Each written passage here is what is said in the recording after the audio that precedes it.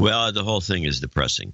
Adam Curry, John C. Dvorak. It's Sunday, July 15th, 2018. This is your award-winning Get One Nation Media Assassination, episode 1051. This is No Agenda. Deconstructing Strzok and many other deep state douchebags, and broadcasting live from the capital of the Drone Star State here in downtown Austin, Tejas, in the Cludio. In the morning, everybody. I'm Adam Curry. And from northern Silicon Valley, where they've given up on recycling, I'm John C. Dvorak. It's Crackpot and Buzzkill in the morning. I just read an article today about how California is the great hope of recycling. The great hoax of recycling. You read it wrong. Oh, I'm sorry. You read the same article? No. Oh, no, there was this. I didn't save it because I'm like, all right. Of course you didn't save it. Fix the poop, and then I'll believe They've it. decided Yes. that they can't. We're over recycling. Huh. The little plastic bags that they've banned, but they're still around, and these plastic bags. Yeah. They don't want them. Wait, the recycle bags that the homeless people use to poop in? Yeah. Oh, my goodness. They don't want them, and they don't want bubble wrap. And they don't want that crap that Amazon stuffs in the packages that you pop, the big giant pillows. Huh. Well, I can't find the story. I don't know where it was. And they said, no, we can't take it anymore. We don't know what to do with this stuff. And what does it amount to? I don't know. What's the base? What do you think's really behind it? We send all of our crap everywhere. The Chinese won't take it the Chinese anymore. won't take. Oh, but we already discussed this. Yeah, well, now they made a big stink about it. Literally. Yeah, no, what I remember is our recycling is so poor that the recycled material is too contaminated. The Chinese don't want to deal with it. That was the article, yeah.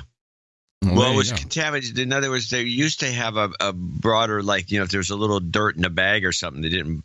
Now it has to be something like 99% or not that high, like 90%. Right. Pristine, but we can't seem to deliver that. Okay.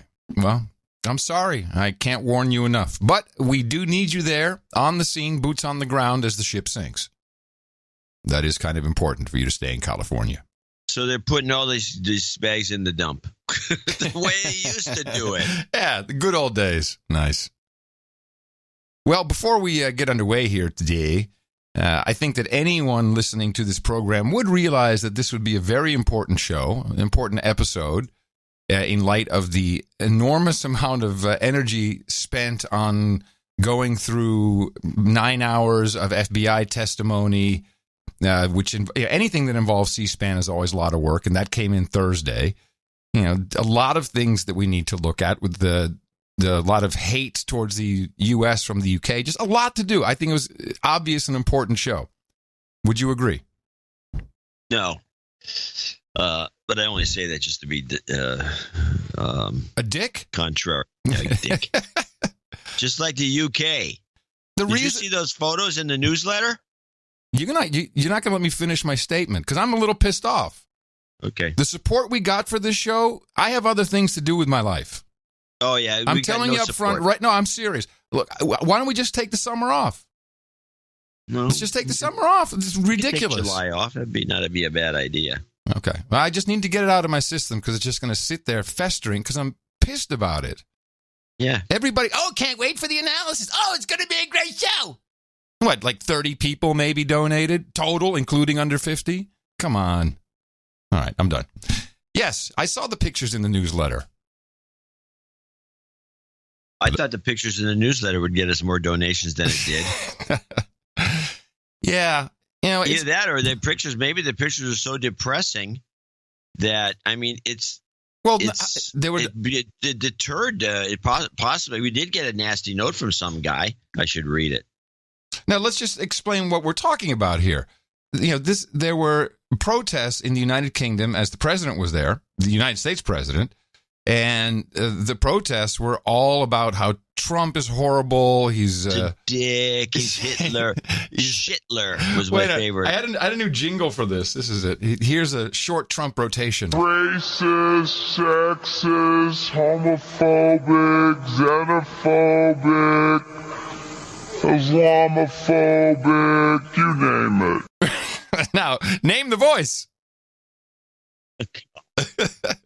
Who? That's Hillary. Is that me? That's Hillary. That's Hillary. That's Hillary. That's Hillary slowed very down. Good. You tricked me completely. That's Hillary slowed down. Yeah, that was. Wait, I want you to remember what that. I mean, what can you play it sped up at the regular speed? No, I can't. Well, then that's Hillary. But what did Hillary actually say compared to what did she do after the election? I got a clip, the Hillary concession. The archive clip, play it. I think last night, I congratulated Donald Trump and offered to work with him on behalf of our country. Donald Trump is going to be our president. Oh, she offered. Doesn't mean she meant it sincerely. Just an offer. I mean, that's just words. She offered to work with him, but what did she do instead? Worked against him. She worked against him. Yes. Well, she offered. That's a fantastic American she is. Yes. Yeah. So the president's over there in the UK, and he's. Well, before you go there, I just want to make the final comment about those pictures that were in the newsletter. Yes. Which is nobody in the mainstream media over here showed any of this. They short-sheeted the demonstration, which was massive. Yeah, they pretty much only showed the blimp. Blimp is a big word. The pathetic balloon. They showed the balloon, and that was pretty funny. But they didn't show any of the demonstrations, which were extremely rude, very un-British. Seems to me. Well, also I saw signs, Americans in the UK, so there was a bunch of expats doing this as well. Yeah, who, of course, have to endure constant needling while you live there. I know I have British friends, and when I talk to them, it's like, oh, well, your guy Trump. There's a lot of that, so I'm sure they're sick of it. But taking it out, oh, well, nice. And the World Workers' Party made all the signs. Well, a lot of them were made by them, but there was also a Liberal Party made a lot of signs. There was just a lot of nonsense going on, and it should have been reported on. It didn't get reported on. One of the reports, and I think you maybe hear it in one of the clips, was glossed over, like, oh, there was a big protest, but it wasn't as big as they'd hoped. That was the report. Well, part of the issue, although the protest went on long enough for them to cover it, MSNBC Andrea Mitchell had 3 screens because we had the president with the queen, and of course he looked like a buffoon. He did it all wrong. Didn't do protocol. Turned his butt to the queen. I'm not sure what he did wrong. Then we had the protests, and then we were all waiting for Rod Rosenstein to come out with these fantastic indictments of more Russians. And here's a clip of Andrea's hate. As we see the president leaving Windsor Castle, so that was a very abbreviated royal welcome. This is not at all the state visit, the overnight, the state dinner that the Obamas and other presidents, Ronald Reagan. Yeah, when I hear this, I'm thinking what these people want is they want a fairy tale. They want a fairy tale of, oh, there's the queen. It's so romantic. It's so old world. It's so wonderful. And the Obamas knew how to do it right. Not at all the state visit, the overnight, the state dinner that the Obamas and other presidents, Ronald Reagan and others, he was at Windsor. The Obamas were at Buckingham Palace. He had tea with the queen, so he can say that there was a royal welcome. But this is a direct result of his policies, his pronouncements, his violation of intelligence agreements by announcing things about what happened in Manchester, other offenses that have been made. And now, again, with this visit, again, with this interview that he did. I like this use of the word again. And Andrea Mitchell does it a lot. But you'll hear it more and more in the M5M lexicon. Again.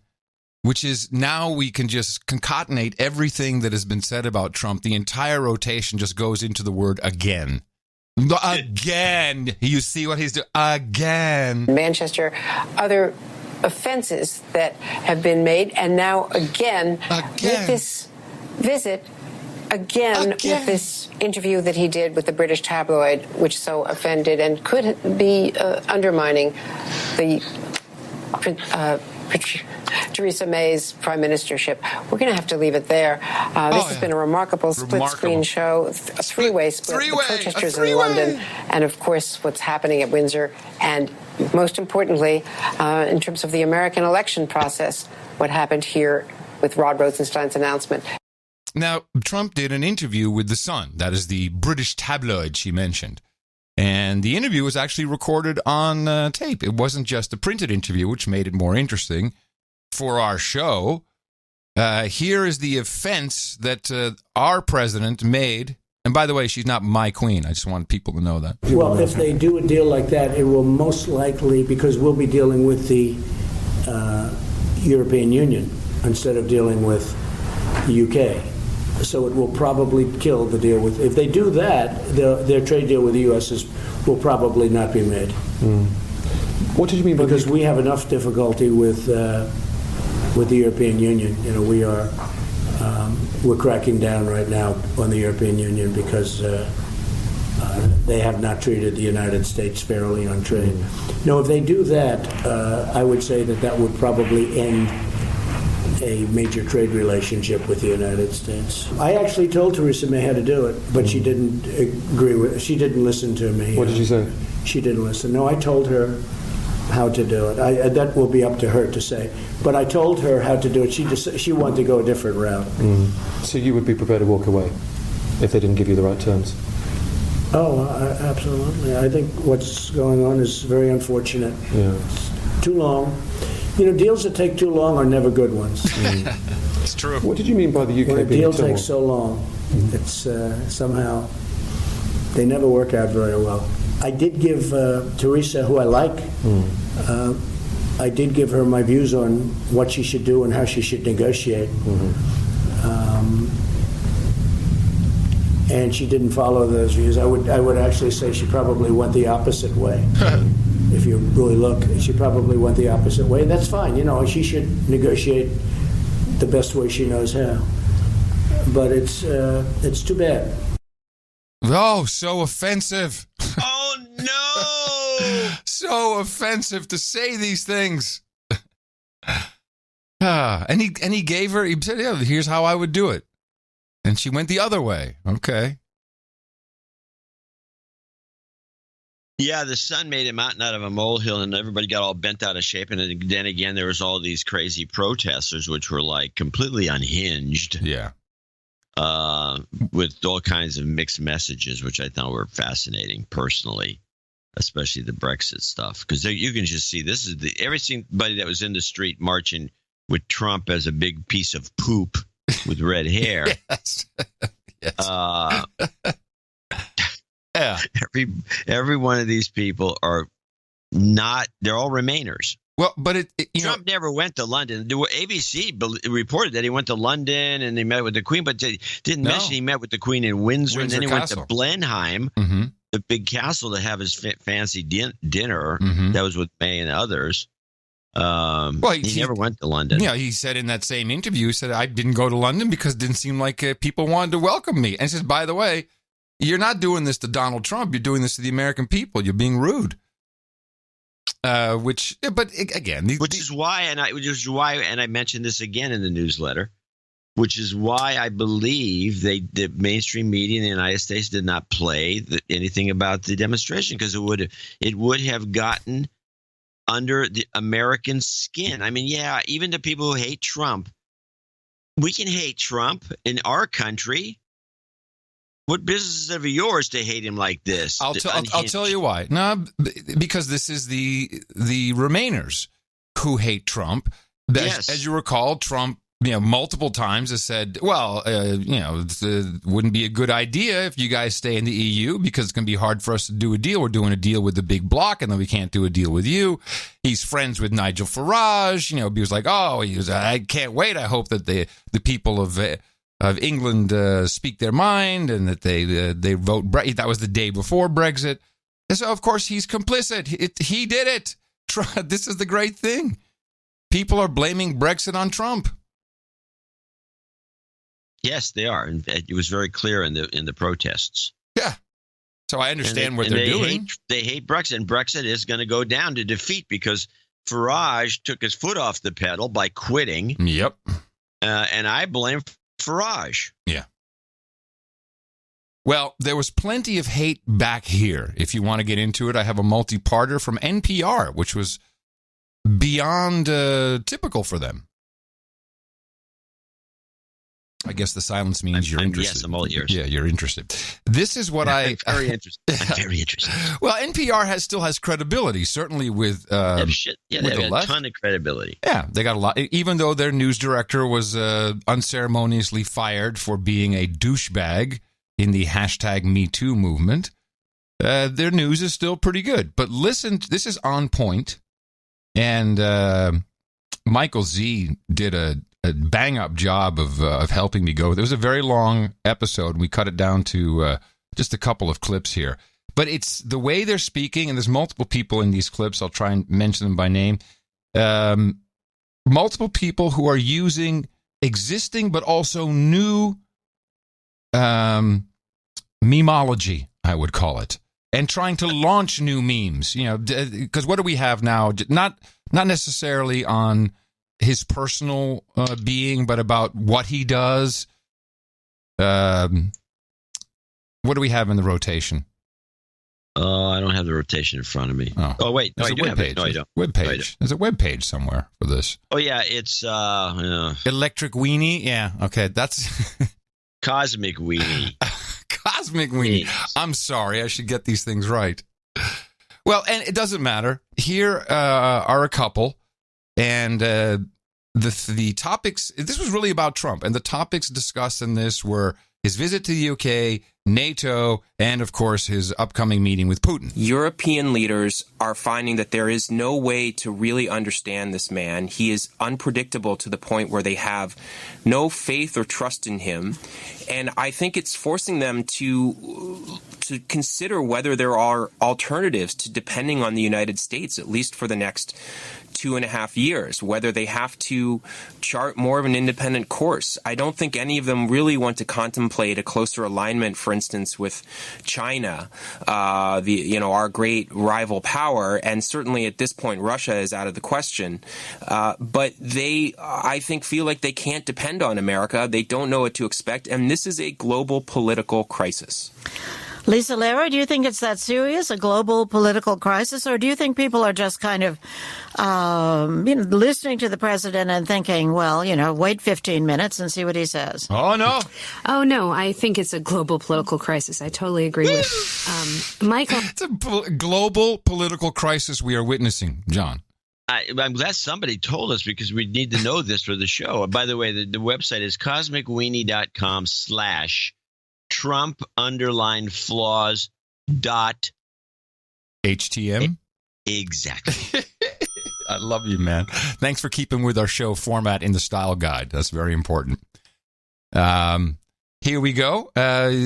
Bureaucrats around the world, because of this global political crisis, don't know what to do. And it's unclear for those mid-level bureaucrats. European bureaucrats, they don't know if what the U.S. side is telling them is true, if it's agreed to across the administration, if those are promises that the U.S. side can keep. And that makes getting anything done basically impossible, including sharing intelligence, which is a big point of a lot of these alliances, a big piece of it. Right. So this global disruption tour is a big problem. Global disruption tour? Yes. Wow, I love that. Isn't that good? The global disruption tour. He's coming your way. And wow. That took a lot of nerve. Oh. And now there's no bias there. No, it's just NPR. Those guys are on the up and up. In this next clip, there's a term that is used a little differently in general, but they are using it here, and I want everyone to be on the lookout for this because, one of my favorite terms, we're always on the lookout for someone talking about the New World Order, and we have all kinds of variants. But in the past couple of days since Trump went to the UK, I've been hearing the following. Jack Beatty, what do you think about this notion that Trump is basically talking to his folks back home, and and if a few foreign leaders are bruised in the process, so be it? I think that's partly true. He is talking to them. He's also talking for Vladimir Putin. This week, New York Magazine cited an Israeli report that right after Trump's inauguration, the CIA called in Israeli intelligence operatives and said to them basically, Putin has something on the president, and we would advise you not to share any secrets with him. Well, then a few months later in the Oval Office, he did share a particular secret about ISIS with the Russian ambassador and the foreign minister. And if that's what the CIA was thinking about the president then, he has done nothing since to contradict that view that Putin has something on him. And what Putin wants above all is what the president has been doing, disrupting, trashing the structure, the liberal order, and this weekend, this week, NATO, the cornerstone of American security. Okay. The term is the liberal world order, typically. It's now being used everywhere. Huh. And this is new. I'm glad you caught that. I caught something in this little piece that was interesting. He used one of these flipperoos that the mainstream media does, where he makes an assertion and then proves it with something that's got nothing to do with it. At the very beginning, he says, the CIA and the... Well, let's listen. You stop it when you're ready. Jack Beatty, what do you think about this notion that Trump is basically talking to his folks back home, and and if a few foreign leaders are bruised in the process, so be it? I think that's partly true. He is talking to them. He's also talking for Vladimir Putin. This week, New York Magazine cited an Israeli report that right after Trump's inauguration, the CIA called in Israeli intelligence operatives and said to them basically, Putin has something on the president, and we would advise you not to share any secrets with him. Well, then a few months later in the Oval Office, he did share a particular secret about ISIS. Right. This is something that no one witnessed. No, it's not it at all. What? He says the CIA told the Israelis don't share anything with Trump because Putin's got something on him. Right. And then to prove his point, he says, and then it happened. Trump told somebody something. But wait a minute. The Israelis are not supposed to talk to Trump and not give Trump info. If Trump says something about something, whatever it is, what's that got to do with it? It is not a proof. I agree. And what kind of convoluted reporting is it? Why does somebody who's sitting there say, wait a minute, what are you talking about? Please. They wouldn't do that because then they know that we can't clip it. That would be completely wrong. So let's go over this again. The CIA told Israeli intelligence not to talk to Trump because Trump's compromised. Right. And then Trump talked about something the Russians did to the public in some closed system. No. He mentioned something about an Israeli initiative. That's the way I recall the story. Well, he told the Russians that. Trump telling the Russians something about the Israelis in regards to ISIS. Oh, well, then play it back. Then I may have mistaken this. I think you might have. And if a few foreign leaders are bruised in the process, so be it. I think that's partly true. He is talking to them. He's also talking for Vladimir Putin. This week, New York Magazine cited an Israeli report that right after Trump's inauguration, the CIA called in Israeli intelligence operatives and said to them basically, Putin has something on the president, and we would advise you not to share any secrets with him. Well, then a few months later in the Oval Office, he did share a particular secret about ISIS.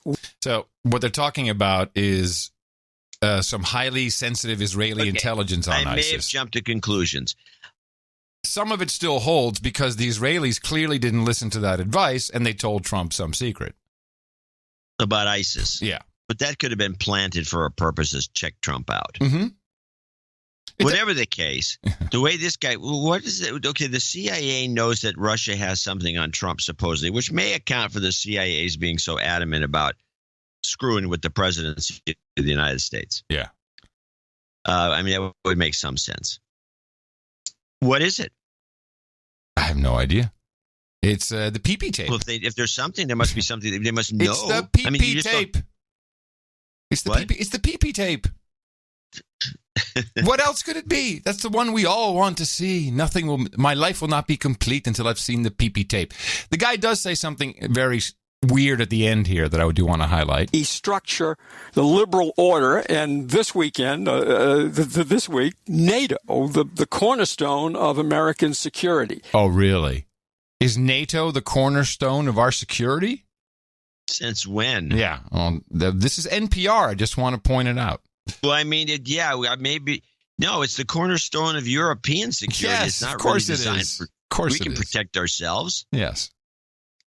And let's take a call. Callers are listening to NPR, and let's hear what they have to say. Yeah, I wanted to make the point that it's no coincidence that Trump's attack on our European allies, his gift to Putin, that he chose to do it in such a way where he's attacking the two female European leaders.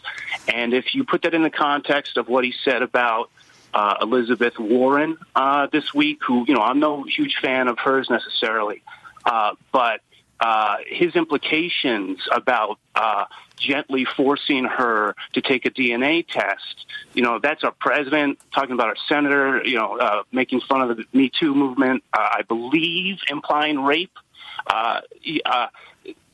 So it's clear that misogyny is definitely a tool he's been using. And I would also like to make the point that he's using this to also appeal to the right in these European countries. So it's not just his base. He's trying to build an international group, which I find extremely frightening given the history of last century. The caller's point is that he is a trained misogynist, uses it everywhere to his political advantage, and is attacking female European leaders. I thought he was just a buffoon who didn't know what he was doing. Now he's some great schemer. Now let's go over two things what the guy said. He had this thing about Elizabeth Warren. Okay, we'll just ignore that. Yeah. And it had nothing to do with rape. No. Here, take a DNA test. Who raped you? I guess is what he's trying to imply. Yeah. If you take a look at Europe right now, who's the dominant country? Germany. Was that run by a guy? It's uncertain at this point. Hey, I'm trying to be serious. I need some proof. Yeah, well, there's that. He does look a little like, or she. So it runs. It's okay. And then, who's our best ally in the EU that's really up at the top of the news right now? I think it's the United Kingdom. So Trump's attacking two women out of the blue. Yes, misogynist. I mean, come on. They're the two leaders of the two most important countries in the EU, period. It's beautiful. No, but that's just the caller. Granted, he was pretty professional sounding, actually. I kind of liked it. I wish Probably a shill. Could be. I'm going to throw in just another gratuitous, fantastic Trump rotation meme. It's just terrible when the federal government is in charge of large numbers of lives. It's not efficient. It's not fast moving. It's not built to be compassionate and humane. So your heart absolutely breaks. One does wonder why this isn't remaining in the news in a more prominent and visible way. I think to some degree it sounds so horrible to say it, but it's a reality that it's the story's kind of become familiar. We know the contours. We know how terrible it is. People have seen it. And related to that is the fact that Trump is this nonstop, chaos, scandal, outrage machine. Nonstop chaos, scandal, outrage machine. Oh, man, that'd be a great show title if it was if it wasn't so long. It's not even a good acronym. I know. So I was just very pleased. Work on that. You can make it into an acronym. I think it would catch on. Yeah, but it's NSCCOM. Scum.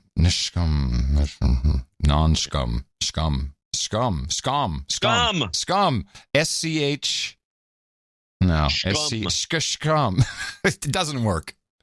Now, right. I want to transition with the final clip into the Peter Strzok testimony, but I want to leave it open in case there's anything else you want to do here about Brexit or NATO or anything of that ilk. Well, come on here. I got too much stuff from the hearings because a lot of it is hilarious. Yeah. Well, I don't have hilarious stuff. All I have, and that's why I want to segue in a transition, is I believe my theory is holding true and that the cover-up is right before our very eyes. And some people know it, some people don't, but it's very easy to see what's going on. I didn't need to watch 8 hours of testimony. We needed to watch 8 hours just to get the funny shit because it was fantastic. And I probably should play this very short clip beforehand. Well, before you leave, I do have a clip just to feel the interregnum. Well, no, this is going to help you. This is no, it's not. But go on. This is it is. This is former DHS Secretary Michael Brown. Remember him, Brownie? Oh yeah, Brownie. Brownie from Brownie. Hey, good job, from Katrina. Good job, Brownie. Here's what he has to say about Senate hearings. But to go back about just a regular hearing. Yeah. If an undersecretary or any other government official is going to go testify, his testimony is cleared through the Office of Management and Budget. That testimony is given to the senators and congressmen in advance. The questions are given to the witness in advance. It is a show. Yeah. It is a production. I just wanted to make sure everyone remembered that this is a script. And it went off script, which is why most people there were pissed off. That's why they were yelling and screaming at each other. They were going off script. Exactly. So let me play this last bit from On Point, because that kind of leads into my assertions. And there were moments, I've just seen bits of the hearing, but there were moments when Strzok really struck some very noble, I'm a public servant, I represent the FBI, I resent the imputation that I have somehow, dishonored my job and so on. He came off pretty well in those moments, but on the other hand, the Republicans were certainly right to say they were alarmed to hear how dismissive he was of Trump and of Trump's followers. However, of course, those were private communications, and people are allowed to have political opinions. The text messages were private. Yes, he was, and they only came to light because they were done on the public email, and that was only done apparently to avoid marital complications.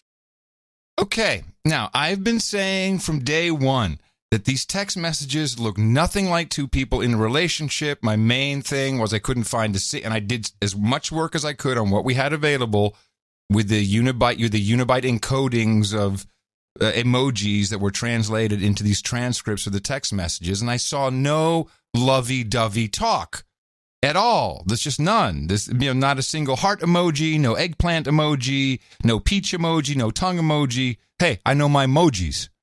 And there's a reason for this, and part of it is this. Now, you and Ms. Page used personal phones and accounts to communicate. Have you turned over those communications to the Inspector General? No, sir. If not, why not?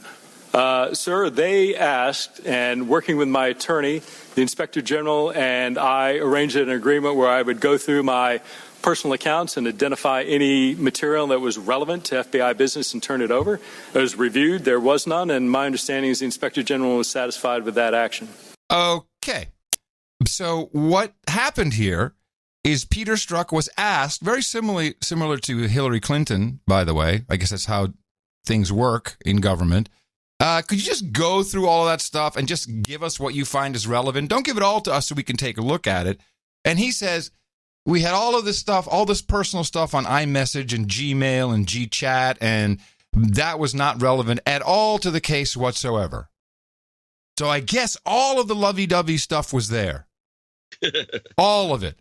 Yet somehow all of the official text messages had to be taken in context. And the context is incredibly important. This is what I've been trying to explain for a couple of shows now. That and this is Scott Adams actually helped me come to this conclusion, because when the first text came out weeks ago, Scott Adams in one of his Periscopes said, we have to take into context that these people were lovers, and if Peter Strzok is saying, hey baby, don't worry, I'll stop him, I'll take on the world, then, you feel a certain way. Everyone feels that. That was positioned from the beginning. from the very beginning, it was their lovers. No one asked. It just came out immediately. That was put out in front, which is against FBI policy as well, fraternizing in that way, I believe, or to some degree. No. So that the conversations they had on their non-private, their conversations that we received, that we've seen, the ones that we've seen, that they would be put into a context of lovers, don't worry, baby, late at night. But if you remove that context and see it as one colleague to another, and this has always been my problem with text messages, there's no context within text messages. But we were given the context right from the get-go. They're lovers. That's how you have to read all this. Trey Gowdy, not only does, I think he knows what's going on. Listen to this exchange. You're investigating this alleged Russian collusion with the Trump campaign. You're the lead investigator. You originated the investigation. You're the point of contact. You drafted the document. And here you are, before you've interviewed a single solitary witness, saying F Trump. Then that same day, your colleague, Lisa Page, wrote. Notice how he uses colleague. He almost does air quotes to accentuate that. Well, he does a two-beat stop. Yep. And says, your colleague. Mm-hmm. Yeah, it's very, very, well, that's what he's doing. He'll do it again. Listen. That same day, your colleague, Lisa Page, wrote, maybe you're meant to protect the country from that menace. And you responded, I can protect the country at many levels. We're not even a week into an investigation that you originated, approved, were the contact for. You hadn't interviewed a single solitary soul until August 11th, and you're already promising to protect the country from that menace, Donald Trump. And then on August the 8th, you still hadn't interviewed anyone. You're 8 days into your Russian collusion with the Trump campaign investigation, and you got another text from your colleague, Lisa Page. Trump's not ever going to become president, right? Right? And you replied, no, he's not. We'll stop it. By the time you promised to stop him from becoming president on August the 8th, how many interviews had you conducted? Mr. Gowdy, so two answers to that. One, with regard to how many interviews had or had not been conducted, I have been directed by counsel for the FBI not to answer that question. Second, sir, I think it's important to take those texts in the context of how they were written and what they meant. And someone may ask you that question, Agent Strzok, but I didn't. I asked you how many people you interviewed before you wrote it. If you want to get into context, let one of my other colleagues do that with you. Here's what I want to know. Who's the he and he's not? He is then candidate Trump. So when you said, no, Donald Trump's not, in connection with the question going to become president, what's the it? Chairman we'll Gowdy. Stop it. Chairman Gowdy, that text needs to be taken in the context. I'm asking, look, if you want to have a debate over a two-letter word, we're going to have to do that some other time. What and who did you mean by it? Mr. Gowdy, as I've stated, that text was written late at night in shorthand. I don't care when it was written. I don't care whether it was longhand, cursive. I don't care about any of that. I want to know what it meant, Agent Strzok. It would be his candidacy for the presidency, and my sense that the American population would not vote him into office. Right. Well, we hadn't gotten to the will yet. Well, I'm trying to cut to the chase and explain the text. The will is the American people. Is that right? That's your testimony. The will stop it. You were speaking on behalf of the American people. Is that correct? Mr. Gowdy, what my testimony is and what I said during extensive asking of this question during my prior interview is I don't recall writing that text. Are you denying writing the text? What I can tell you is that text in no way suggested that I or the FBI would take any action to influence the candidacy of Agent Strzok. That is a fantastic answer to a question nobody asked. Yeah, Mr. Gowdy, you asked what I meant. My question to you is the will. Is going to be permitted to answer the question posed? So you can hear that Gowdy knows what's going on. Or he's just a really good prosecutor, and he's. But I don't know. I think he knows what's going on. He knows the context is what's been changed, and he's trying to highlight that. And I think he's right, because if the public, and it's too late, it's not going to work. Everyone already thinks, and it's, by the way, it's misogynist just to go ahead and believe that right away. Oh, man, woman, yeah, very totally believable. No, I'm not buying this. I think that when you remove, this is the cover up in front of our very eyes. You remove the context and you think, hey, these are two, if it were two dudes who are not in a relationship, hell would break loose. It would be a different conversation. Okay. Well, I mean, what you're saying is that the guy's just a douchebag lover who Gohmert goes after and the best. And Gohmert has, do you have that clip? I have all of Gohmert. Good. I would say Gohmert is, I think, by the way, completely valid for him to ask this question. Completely valid. Well, let's play the second half of Gohmert because it's too long. Part one, Gohmert goes after the guy for not following up on some early reports about the Clinton server. Goes on and Strzok's pretty evasive, and Gohmert gets irked by the way he's not answering anything, and he's pretending he doesn't remember anything or saying he doesn't remember anything. And then Gohmert starts to get irked, and then we go into part two, which is this with this clip. And you do it with a straight face. And I watched you in the private testimony you gave. And I told some of the other guys, he is really good. He's lying. We know he's lying. And he could probably pass a polygraph. It's amazing. Mr. Chairman. No, this is my Mr. time. Chairman, I'm sorry. It needs to be paused. Point of order. No. The gentleman will state his point of order. A member of this committee just asserted that this witness who is under oath and a former... They should just say off script instead of point of order. That would be funnier. Mr. Chairman, off script. Former agent of the FBI lied. There is no evidence that I ask him to withdraw it. I do not withdraw it. He is not a member of Congress. It's not a violation of the rule. And just as you have been expressing bias through your members about what a hero there is not a single person on this committee who has ever characterized a witness gentleman as from lying. Rhode Island. Gentleman, it's my time. That's a disgrace. Gentleman from Rhode Island will suspend. No, the disgrace is what this man has done. The gentleman from Texas will suspend for a moment. There is the disgrace. And it won't be recaptured anytime soon because of the damage you've done to the justice system. And I've talked to FBI agents around the country. You've embarrassed them. You've embarrassed yourself. And I can't help but wonder when I see you looking there with a little smirk, how many times did you look so innocent into your wife's eye and lie to her about Lisa? Mr. Chairman, this is outrageous. Credibility of a witness Shame is on always you. an issue. Mr. Chairman, please. Mr. Chairman, this is intolerable harassment of the witness. What's wrong with that? You need your medication. The gentleman. I just need to stop there. That was the line of the century. You need your medications. Oh my goodness, this is good. This is still why we do it. Sin controls the time. I ask that the witness be permitted to respond to He that will be despicable assertion. He will be permitted Did to you respond. ever The talk gentleman to controls Hillary the time. Clinton during your investigation, besides the one questioning you mentioned, before that or after that to this day? Point of order, Mr. Chairman. Point of order, Mr. Chairman. The gentleman will state his point of order.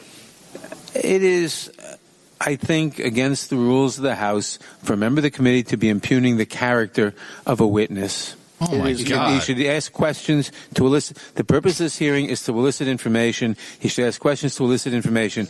He should not be impugning the character of the witness.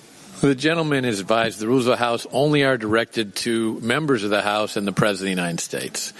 Therefore, in other words, it is okay to impugn the character of witnesses in any way whatsoever? Well, listen, I've heard many members on your side of the aisle impugn the character of somebody who is covered by the rules of the House. But the gentleman, the gentleman has 20 seconds left. The clock will be turned back on, and he can complete his time, and then the witness can respond.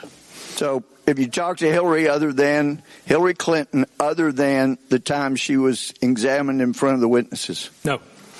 So after throwing away what you have with all the bias you have, you've never even gotten a thank you. I yield back.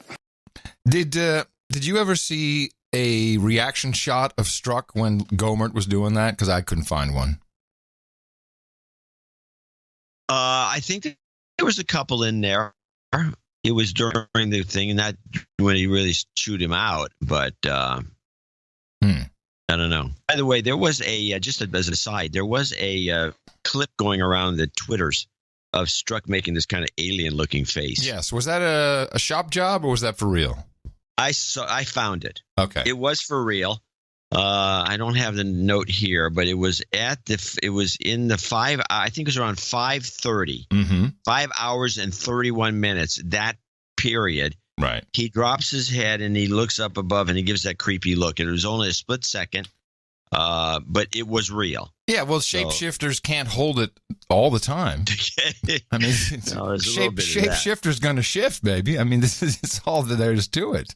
So Gomer mentioned something about you could probably pass a polygraph test, and so I was very interested in this, and I did some research on it. This is the time that it's valid. That whole sequence. Yes, this was. I love that. It was very good. This is Raul Labrador, who I believe is from Idaho, and this is Raul Labrador. Funny observation. I'm curious if this is the first time that Russia tried to interfere with an American election. I'm sorry. No. That's not Raul. No, it's who was it that did that? Labrador did something else. Labrador was good though. That's actually a good funny. It's very funny clip.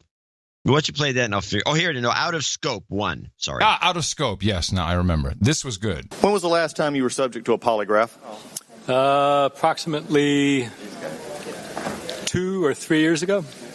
2 or 3 years ago. To your knowledge, have you ever failed a polygraph or found to be out of scope?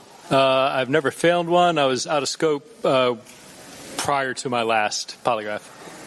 And that would have been at what time? You said 2 to 3 years ago. Could you be more specific? Sir, I think we can cut to the chase. I think there's an email that talks about people being out of scope for a polygraph, which generated my last polygraph. Oh, don't worry. We're going to be cut to the chase. Sir, so you want to go ahead and say it's January 2016 when you received a text or an email, correct?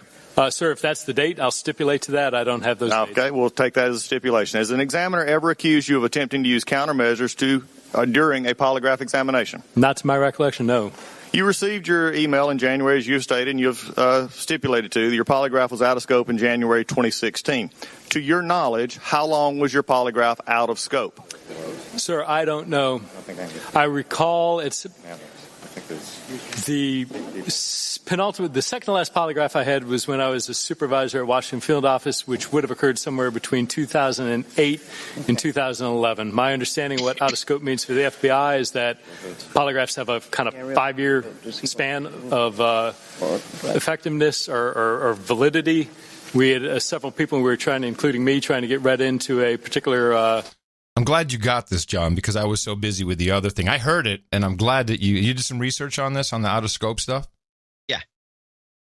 Yeah, there's some good stuff online about it. But he kind of tells everything. If you're out of scope, you have to parts of your top secret clearance are taken away from you. Right. Especially one aspect, special circumstances. Yeah, CS documents or something? Yes, and it's got a funny name. I mean, if you look it up, it means something funny. But it has to do with what he was investigating on with Hillary and with Trump. He had to have that clearance, but because he was out of scope, technically he had to have that clearance pulled from him. So he should not have been doing either of those investigations. Right. Now Strzok tries to say, well, unless I lied on the polygraph, that's what I understand. As the clip continues, did you play all of clip 1? Yeah. Yeah, as the clip continues, this guy this is Doug Collins from Georgia, I believe he's from Georgia. And I believe was the ex-basketball player. I could be wrong. Anyway, play part 2, and then I'll explain what I found out. During the time that you were out of scope, did you have access to SCI? Yes, sir. Are you aware that it is FBI procedure that a failure or out-of-scope polygraph does not terminate a top secret, but however, a failure of this would require you to be read out of SCI access although you could maintain your top secret. This was a direct answer from a question that I posed and was received within the last week. Were you aware that you should have been read out of any SCI information? Sure. Sensitive, compartmented information. I believe you used the word failure, which implies, in my mind, a failed poly. I am not and was not aware of the fact that an out-of-scope polygraph required a readout of SCI. Then the question, I accept that, Mr. Strzok, but I want to get back to the question. The answer came back from the FBI and Justice itself that is the procedure. So the next question I have is, after the 2618, you did your polygraph at what time? You said you were out of scope, you were brought in by giving a polygraph. When would that have been? Again, sir, my recollection is the 2016 timeframe, but after that email, but I don't know when, within a month or two, I think. Are you also aware in the publicly stated version of the IG report that there has been some serious questions and issues concerning polygraph information and lack of polygraph procedures at the Department of Justice and FBI that was brought out by the Inspector General? I'm generally aware that there was a report, but I'm not aware of the conclusions. One of the general concerns on this is that when you're out of scope, and this is the answer coming back from the Department of Justice, you should have been read out of SCI. My concern is that during this time frame, you were involved in two very high-profile, what would have been, or at least getting ready for SCI information in which you were not read out of. Okay. Compartmented information. So he shouldn't have been doing either one of those investigations, and he pretends to not know what the hell's going on. Right. So if you look a little deeper, apparently the polygraph test that he took the previous time or during sometime before January 2016 or whenever, actually that's when he got his memo, he did the polygraph test later, had to do, he semi-failed. Getting out of scope, according to the documents, doesn't mean that you failed the polygraph, but it means it was something fishy about it. Right. And or it's either something fishy about it, or you have gone too long, in other words, over 5 years without taking a polygraph test. That puts also you out of scope. Yeah. But that's not what the situation was with this guy. I think at some point he mentioned, I don't know how to interpret polygraph lines, I think was said. It goes on and on. Yeah, it's full of it. It was out of scope during the polygraph. That's the way I understood it. It's from the affair. Yeah. It's from the affair. Okay. So someone asked about that, and he lied about the affair. Well, you said it earlier. You said you didn't know, but it's fraternization. You cannot be a superior or working with somebody in certain kinds of situations in most government agencies. Yeah. And so he was fishy about the affair, and that put him out of scope. Right. Man, he shouldn't have been doing any of this stuff. Because he shouldn't have even been up there talking today, because he wouldn't have gotten himself getting his tit in the ring. Good point. Of course. Didn't even think of that one. By the way, can we just stop and say that Lisa Page looks a hell of a lot better than her high school yearbook photo we've been seeing? Yeah, she looked pretty good. I saw that too. They're hauling her. She got all dolled up to do the perp walk. She got this. She got the pumps on for the perp walk, the pumpy perp walk.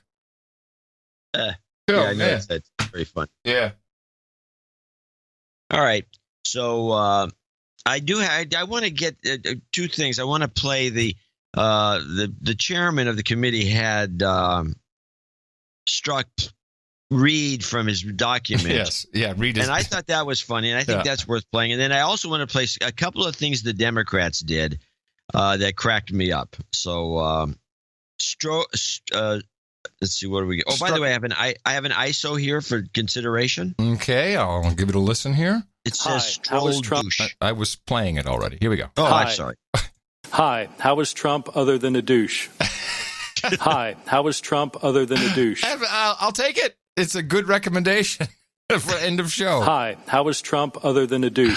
That is my ringtone. Hi, how was Trump other than a douche? That's a great ringtone. Hi, how was Trump other than a douche? Hello. Have that coming out of my flip phone, people will totally go nuts.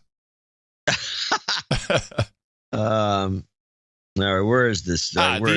Stroke reading texts. Yeah, there you go. Or as one congressperson, one senator said, Strazik, Or I forgot who that was. In front of you have a one sheet of paper that was presented to you a few minutes ago, and I'm going to just go to a date and then ask you to read your own words. I'm sorry. So hold on. This is not the chairman. This is Issa. Oh, is that Daryl? Yeah. Oh, good. I'm going to just Daryl's last stand. go to a date and then ask you to read your own words. March 4th, 2016. You want me to read this? Yes, please. Yes, sir. OMG, he's an idiot. May 4th, 2016. I think that was a very poor reading for this audition. I think you could do a lot better than OMG, he's an idiot. Put some soul into it, man.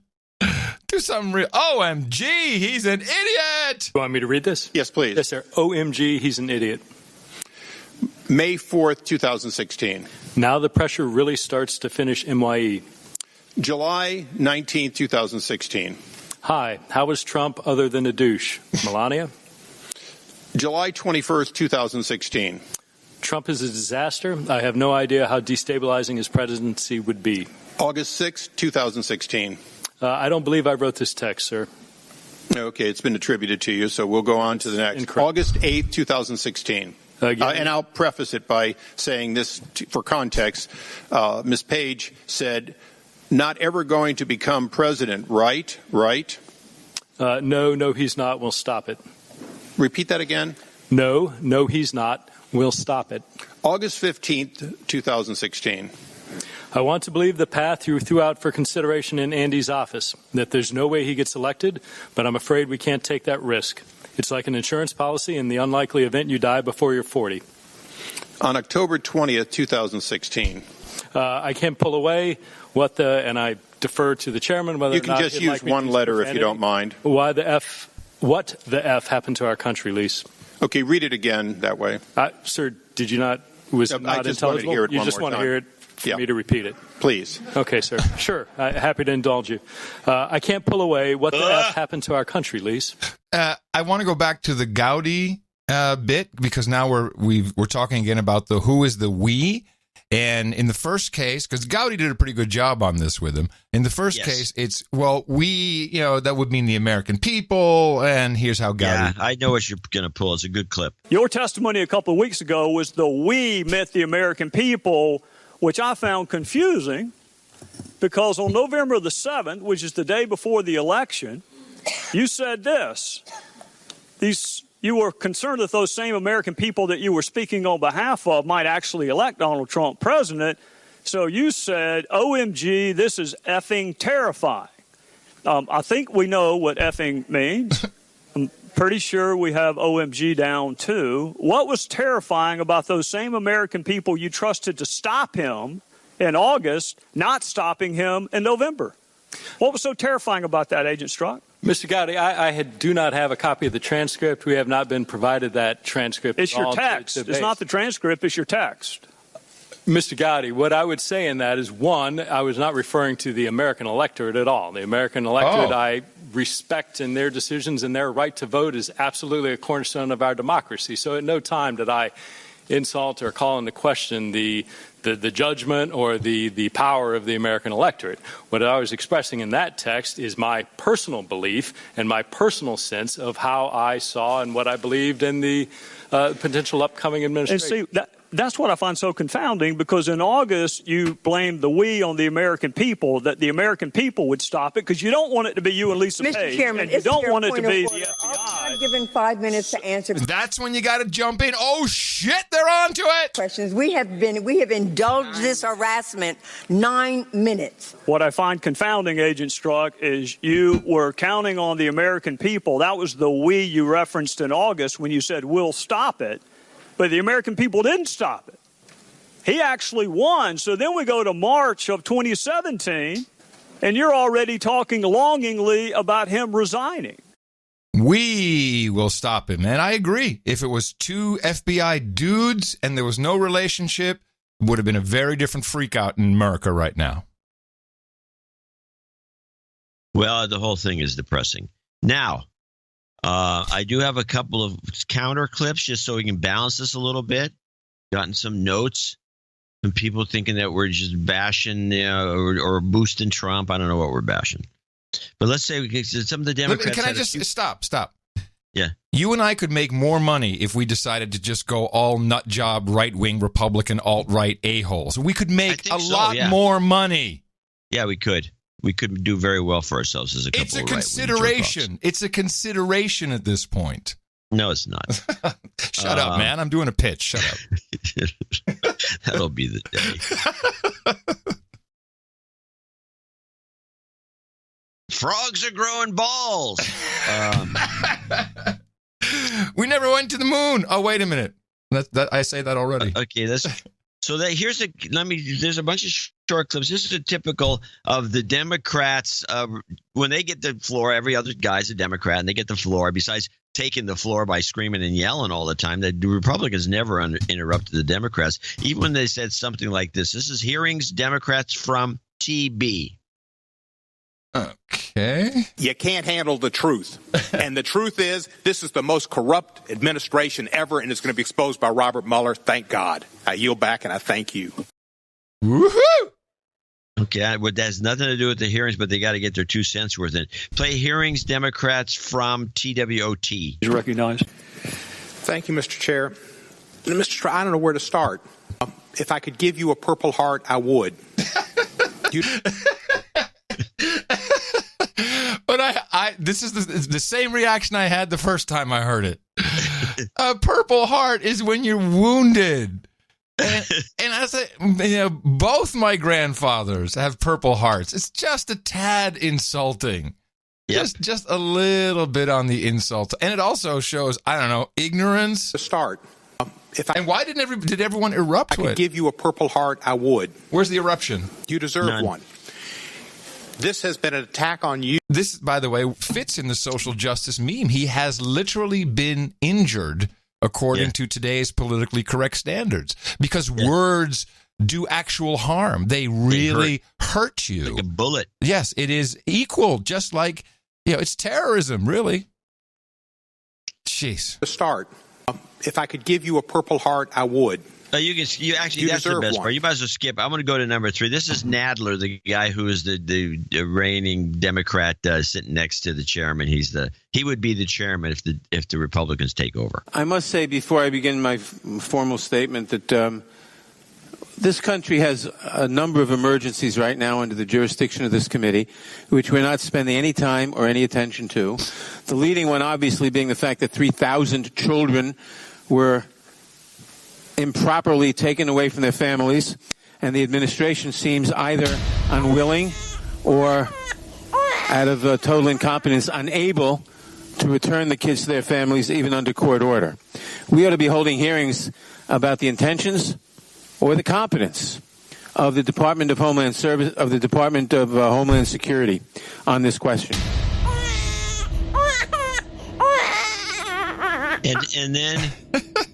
And then we have the great, this is the last of these little clips, hearings Democrats Sheila Jackson.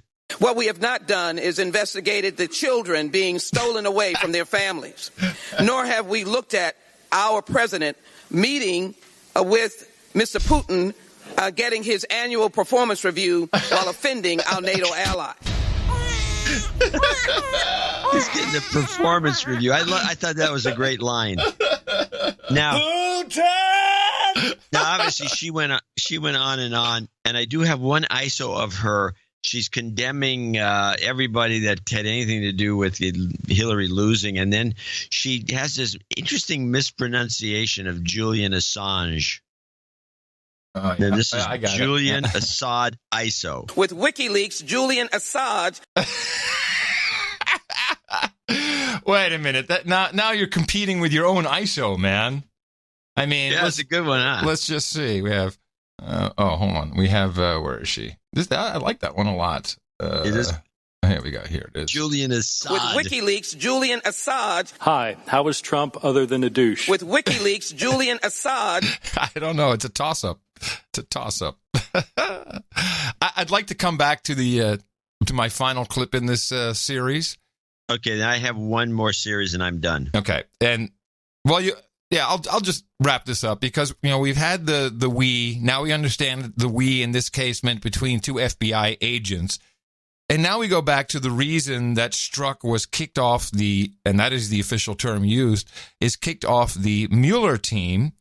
And it's obvious that Mueller saw this guy and this relationship exactly for what it was. Two FBI agents conspiring, whether with real stuff to back it up or not, we don't know. But he didn't see it as two lovebirds. All right, we're going to go into one other time period. May 17th, 2017, Bob Mueller is appointed. Your friend Jim Comey's been fired. He's already leaked the memos to his law professor friend, and Mueller is special counsel. Do you remember how long it took for you to start talking about impeachment after Bob Mueller was appointed? I don't, sir. 1 day. 1 day. And you were talking about impeachment. And for anyone who may have missed it the day after his appointment, Agent Strzok, you did it again 5 days later. Now, how many interviews had you done as part of the special counsel team within the first 5 days of his appointment? Sir, again, same answer as before. I can't get into details. Right, and the answer is also the same. It's 0. No interviews had been done. I don't know if that's true or not. No interviews had been done by August the 8th, when you're talking about stopping him and how terrifying it would be for him to win and how you can protect the country. And no interviews have been done before you're talking about impeachment of the president. But no wonder Chairman, Bob Mueller kicked you off of the investigation, Agent Strzok. My question is, if you were kicked off when he read the text, shouldn't you have been kicked off when you wrote them? Not at all. Well, it wasn't the discovery of your text, Mr. Strzok. It was the existence of your bias that got you kicked off. No, Mr. Gowdy, it wasn't.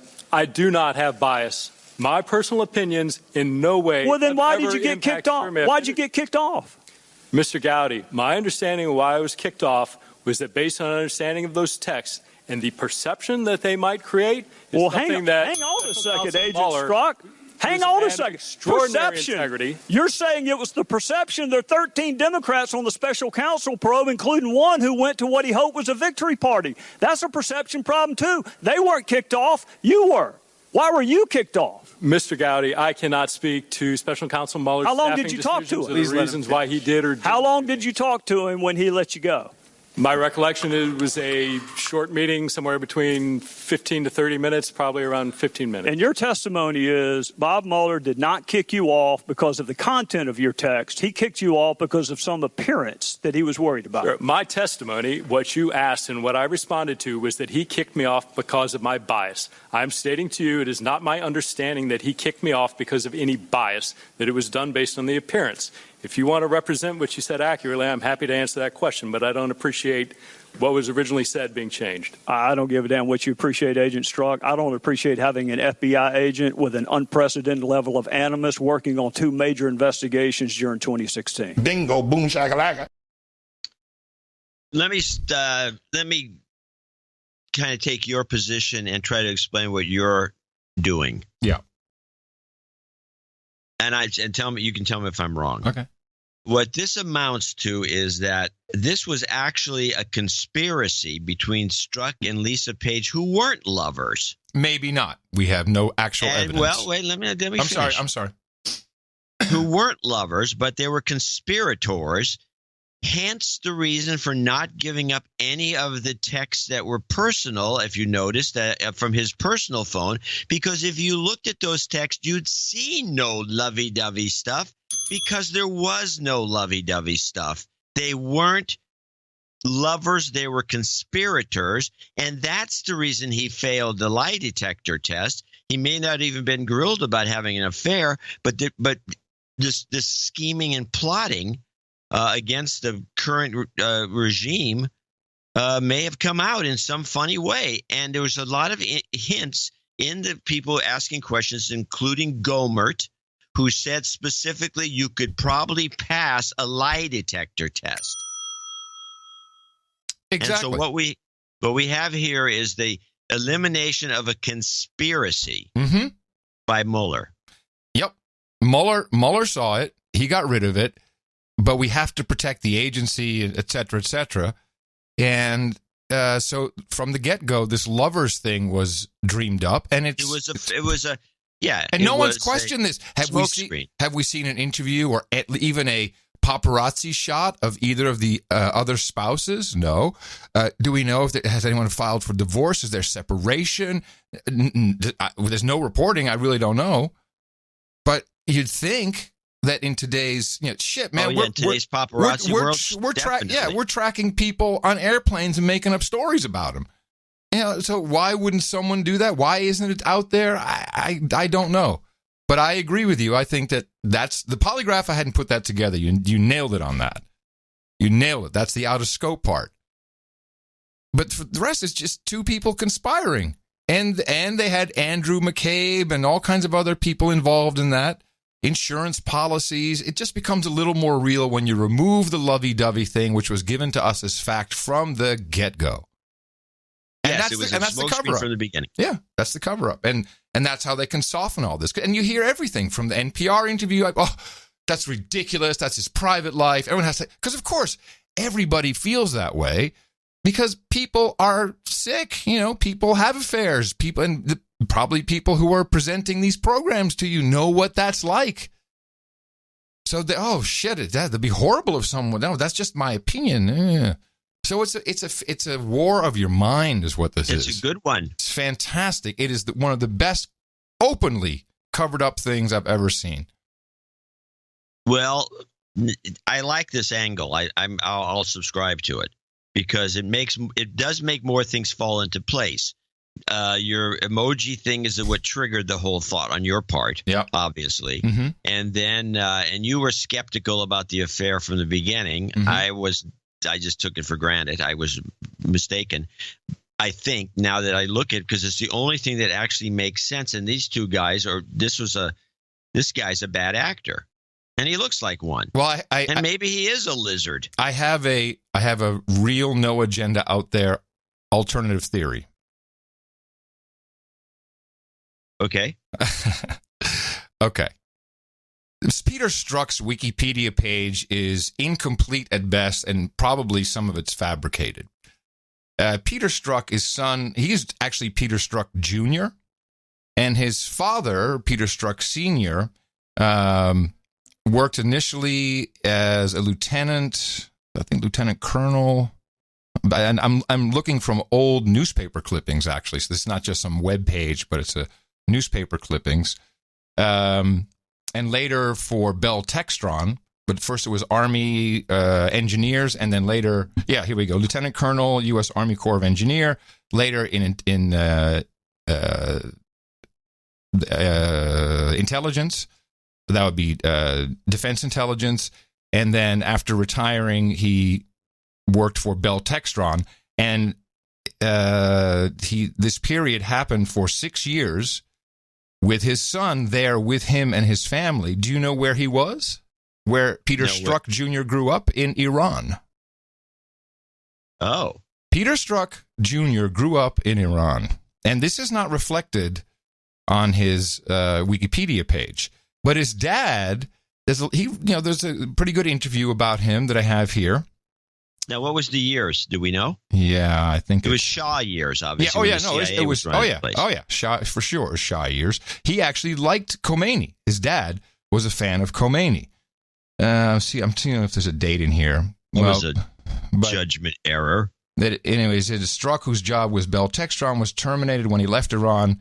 He's already making plans to fly to Saudi Arabia early next week to check on a new job with a construction enterprise there.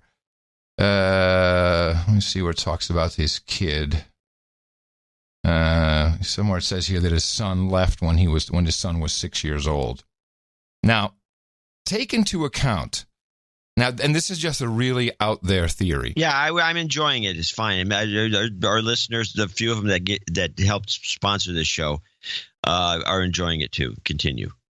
I would assert that Peter Strzok Jr.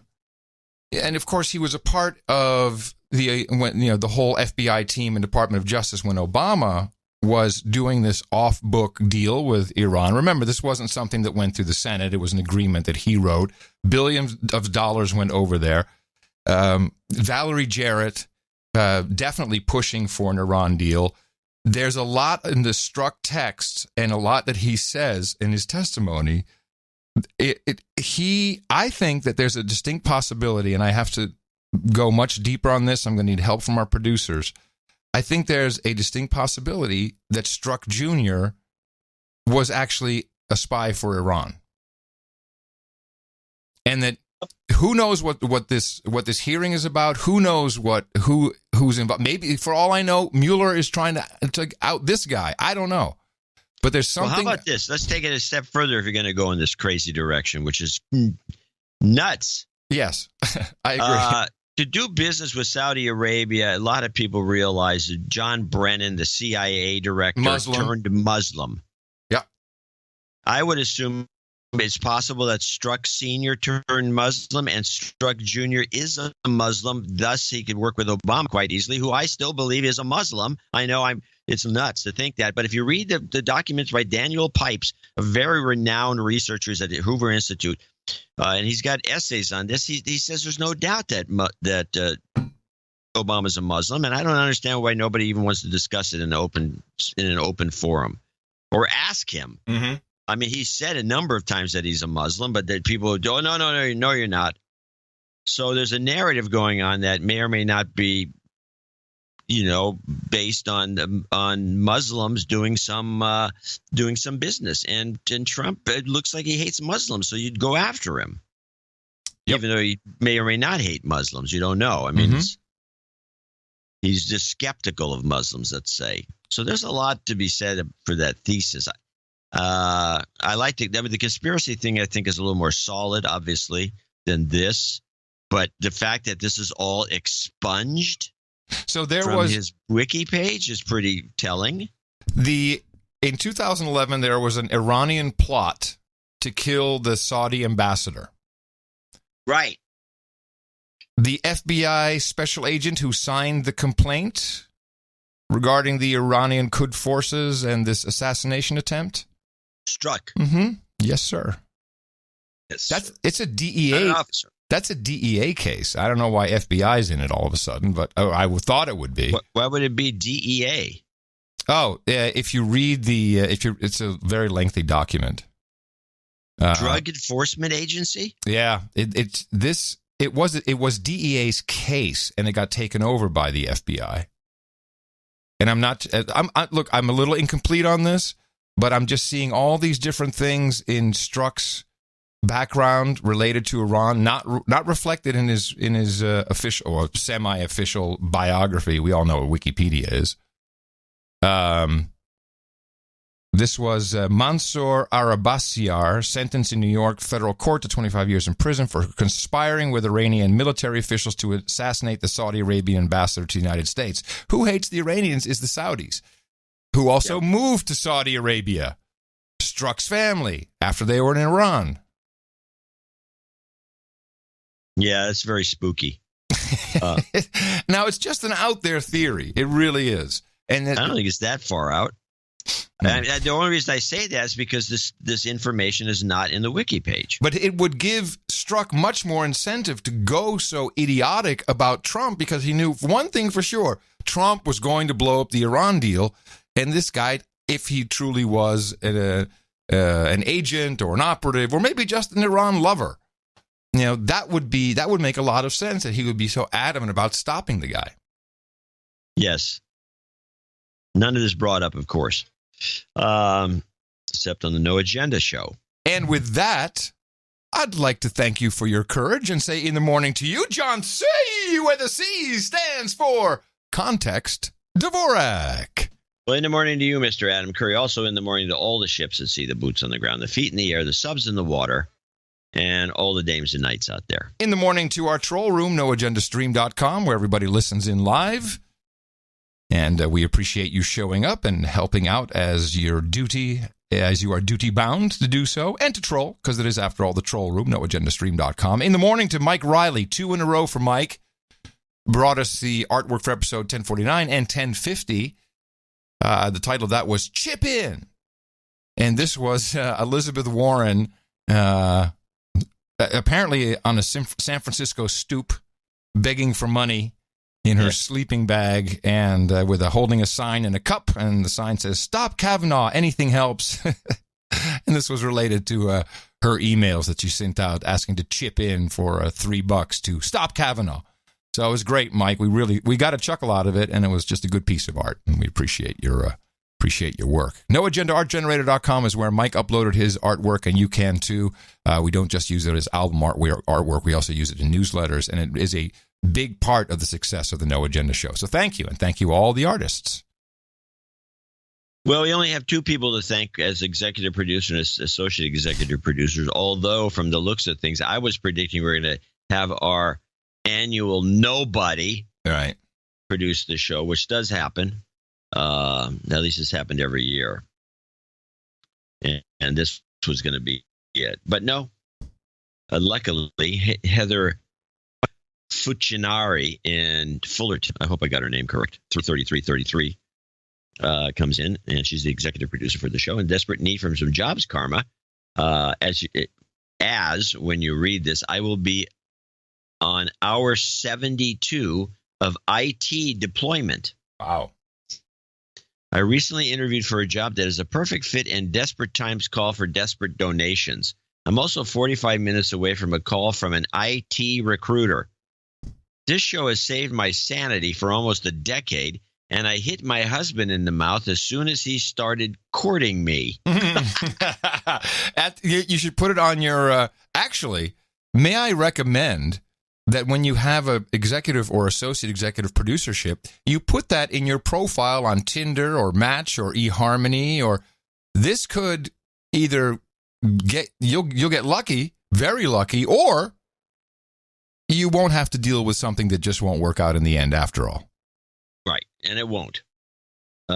Looking forward to hearing Sunday's show as I blankly stare at my beige cubicle wall. Can I get some, hey, dude named Ben, amen, fist bump, as my stepson has adopted this as our formal greeting. Very good. This is Love and Light, Heather, KX6MME.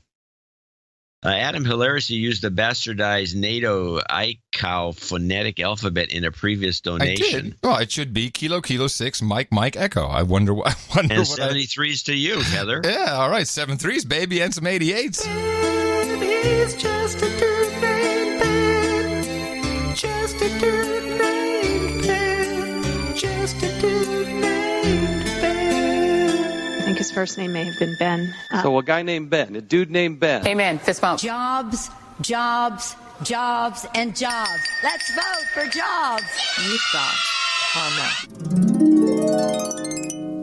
And our associate executive producer for show 1051 will be Michael Delosier, or Delosier, but Delosier probably. And he sent an email in. Let me go to that. I really hope I'm sending this to the correct address. Apparently you were. Hello, Zanfear 2.0 and Podfather. This is Michael Delosier, rhymes with enclosure, enclosure, from Maryville, pronounced Merville. Yeah, that sounds right. Dynamite. Yeah, Merville, Tennessee. Merville. I'm from Merville. Where? Merville. Yeah, Merville. Merville. You know from Merville Comics? Encloses my second donation, which is composed of the following: 2 Perky Boobs donations of $9.009. Woohoo! And it added $33.33 to get an associate executive producer credit. I had previously donated $90.09, but just wanted to get the new donation meme out.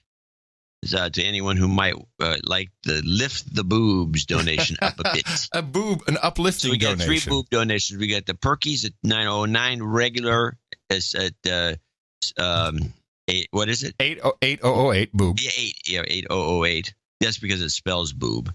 And then the small boob 6.006. I humbly request a de-douching will now choose. Give him a de-douching. You've been de-douched. And will now choose a sustaining membership since I'm a poor slave. So while you may not hear me much in the donation segments, I will still be supporting the best podcast in the universe and urge everyone listening to do the same. Thank you for your valuable deconstructions. No jingles, no karma. Yes, and thank you to our sole executive producer, sole associate executive producer, Not Knights, by the way. The previous show, our Knights came in to save the day, which was highly appreciated. So now it really is up to the other people who listen to the show and enjoy it. And I think we did our job today to support the program, because actual work is involved. No, it was a one of those horrible. In fact, I went out of my way to find the shape shifting at 5 hours and 30 minutes. Yeah. That is appreciated. Because that was my first thing, like, this can't be true. So. It looked pretty creepy, but it was only creepy because if you knew where to cut the beginning and the end and you just used that, was it was perfect. creepy. Yeah. Well, we had a bevy of boobs for our execs today, and we appreciate that. We'd like to thank our executive producers up front, just like in Hollywood, although they usually have more executive producers.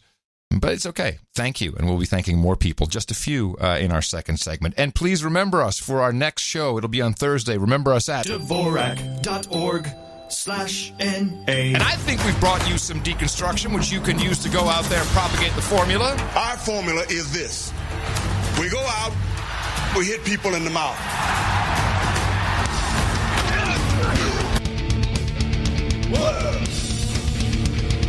With WikiLeaks, Julian Assad. Shut up,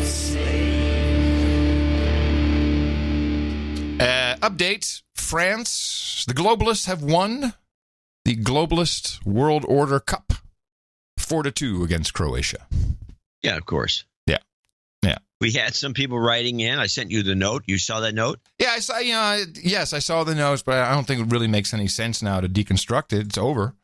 Well, I know, but I thought the note had kind of predicted this. Yes, that the globalists will win. They have the to. globalists would win because they have more immigrants. This is a good one. Yeah. They have more immigrants on their team, and and Croatia is notorious for being pretty Croatian. And so because France had all these immigrants on their team, as if they would win because of that. And so there was a message that, look, we need, and that was shown in the pictures. The Guardian had this crazy signage on there that they put up all over town during the Trump protests. Oh, yeah. And it was a pro-immigrant thing. We need more immigrants. And this, I'm telling you, this Brexit thing is dead. Yeah, I think I have to agree with you. It is way over. So nice try, Brits. Yeah. You're just going to be a cog in the new German Empire. Let's call it what it is. Right. Which is probably safer for the world, except it's probably going to these Germans, they can't help themselves. I do have. Let me get my last couple of clips out of the way, because there was a couple of little items here that were sidelights to this investigation. Sure. And this is Jordan, who's that guy from Ohio. Yeah, who's just it was under attack, right? He's under attack for hashtag Oh, Me he's Too. under a smear attack. Yes, smear attack. Yes, he's being smeared. Smeared.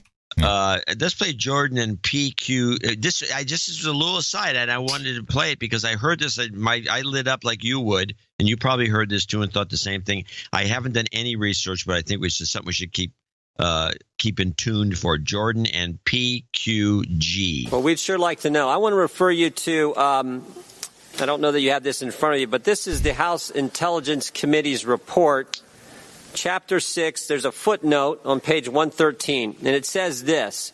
In late March 2017, Daniel Jones met with the FBI regarding PQG, the Penn Quarter Group, which he described as exposing foreign intelligence or foreign influence in Western elections. He told the FBI that PQG was being funded by 7 to 10 wealthy donors located primarily in New York and California who provided approximately $50 million.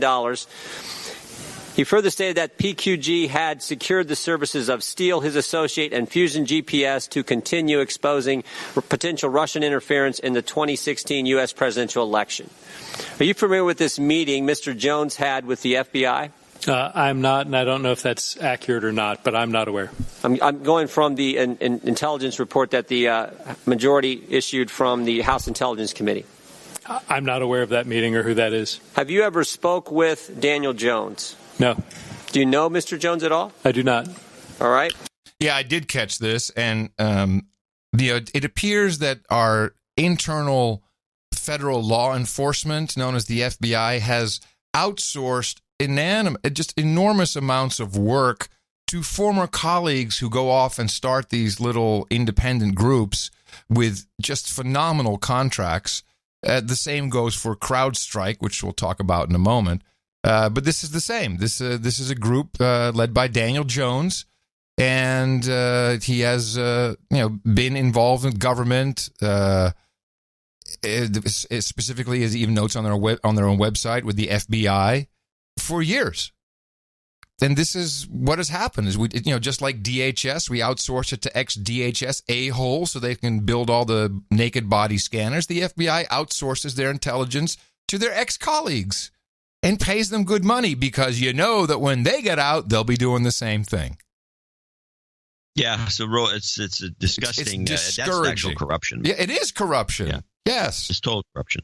Now, the other thing Jordan brought up was the Simpson and Corn connection, including the connection with David Corn, the guy who used to be the commentator that was outed as a misogynist. The nut job.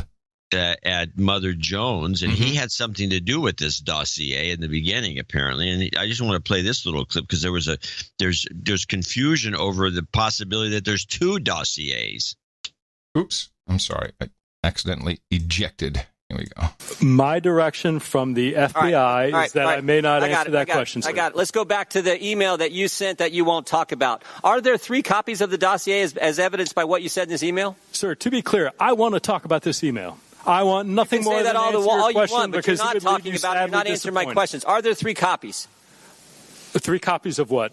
The McCain copy, the BuzzFeed copy, and the one that you got from Corn and Simpson. Sir, the most I can say is we received a variety of copies of and different types of. Let me ask you one other question. Glenn Simpson testified in front of the Senate Judiciary Committee on August 22nd, 2017. He was asked, did anyone from Fusion ever communicate with the FBI? His response, no. No one from Fusion ever spoke with the FBI. So here's what I'm having trouble understanding. If Glenn Simpson says no one ever spoke with the FBI, how is it that you got a copy of the dossier from Simpson? Someone's getting cornholed today. Sounds like a recipe for success to me. So that came up and didn't. I will say, without any collusion, this is the only clip that overlapped that we had today. Oh, that you had that clip? That was the only one.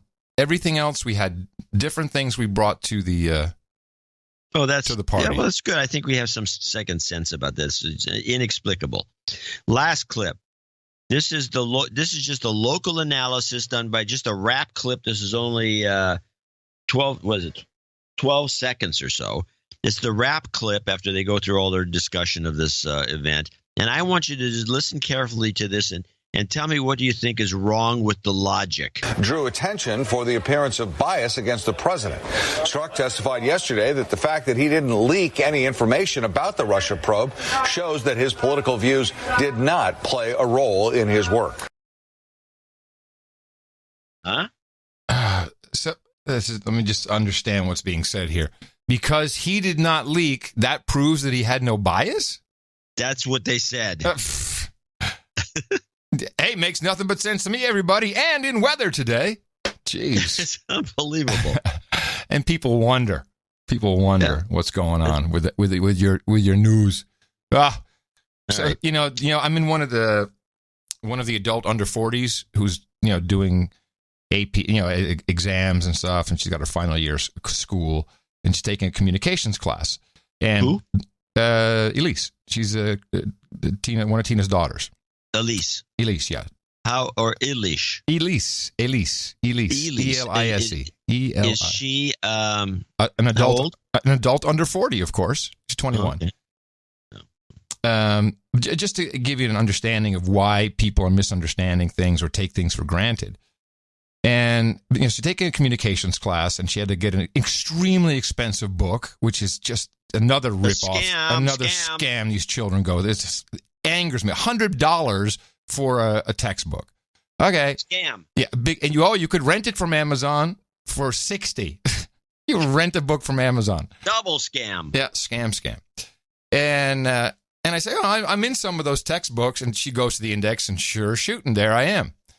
about podcasting. What were you doing there? Yeah, I was hanging out, and it was about. Was your name in there? Yeah, no, the whole history. Okay, that makes more sense. The history of podcasting, which was pretty good. It's better than most accounts, but it also wasn't completely right. And so you always have to think, well, if that's not right, what else is not right in the book?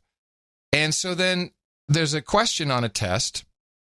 I think it was a practice test, and she says, "Okay, what caused the decline of the news business?" And it was in the context of newspapers. Yeah. And I said, "Well, that's really what." Do you have the question? I can give the right answer. What would be the answer you gave? Television. That would be one, but it was more modern. So a more. You're snapping your lips.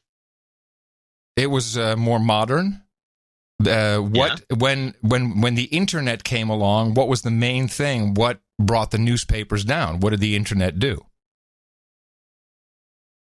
Fake news. No.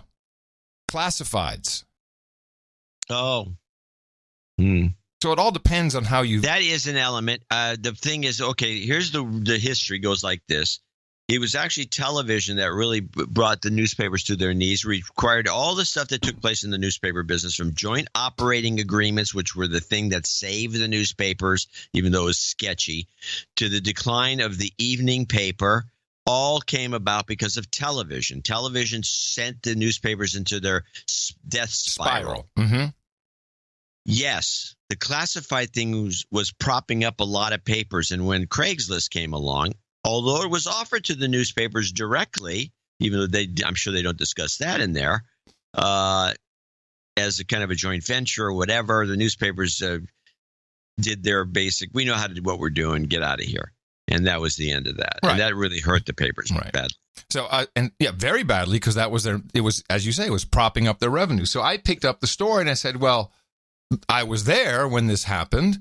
What happened was, they lost their classified business, which was propping up the news, and then they couldn't make money anymore.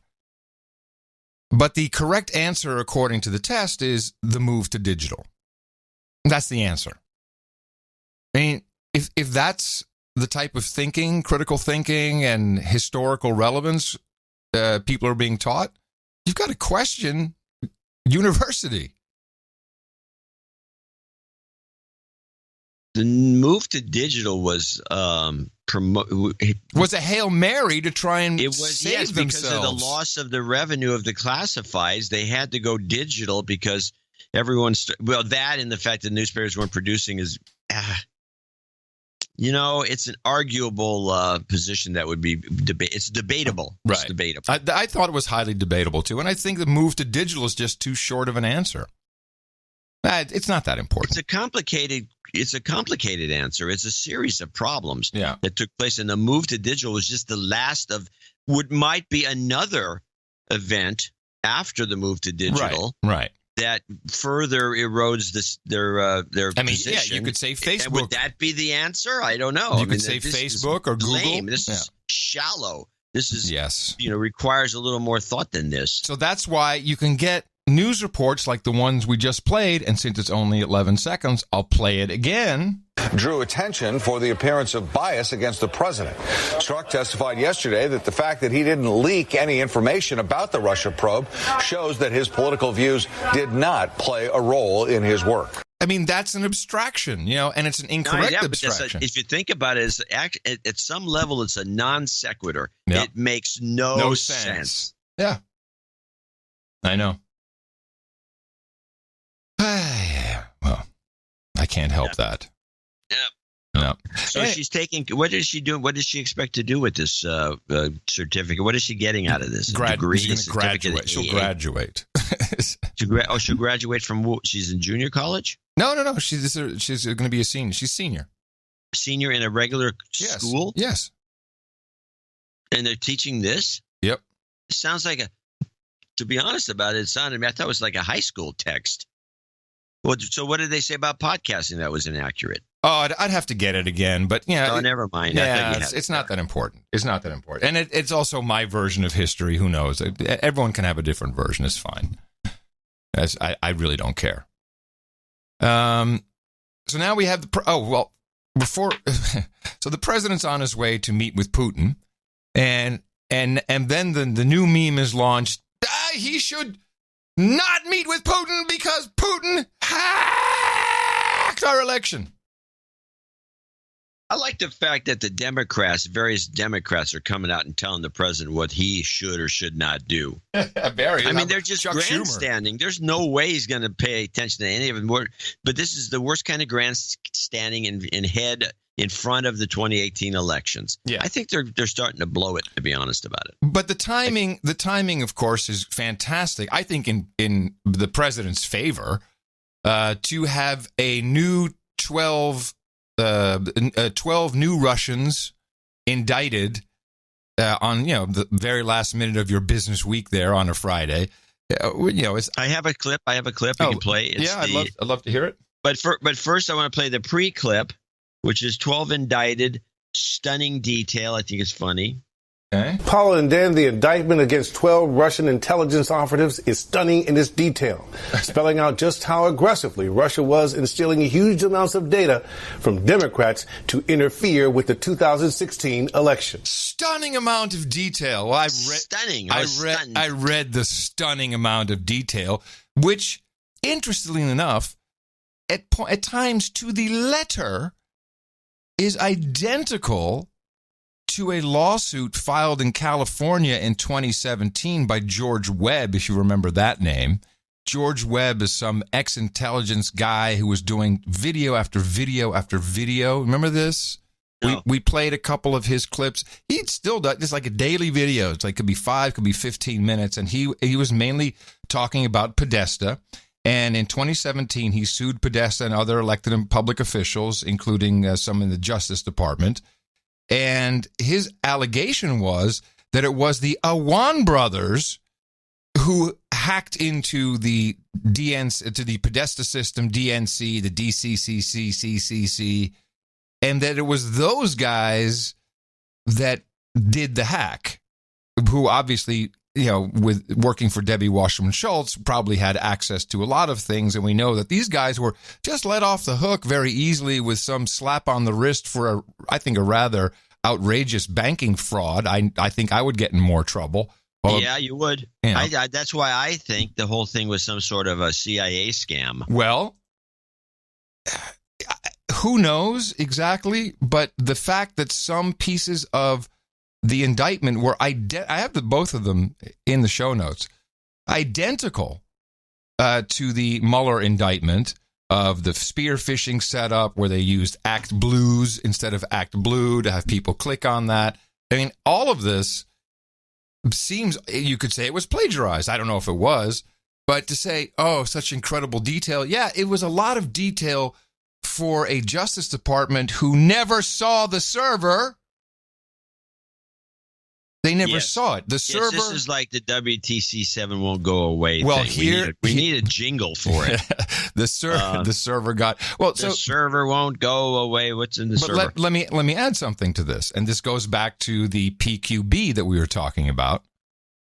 CrowdStrike,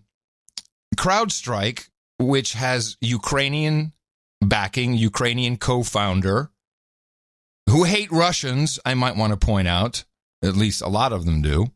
A lot of them do. That's what CrowdStrike is about.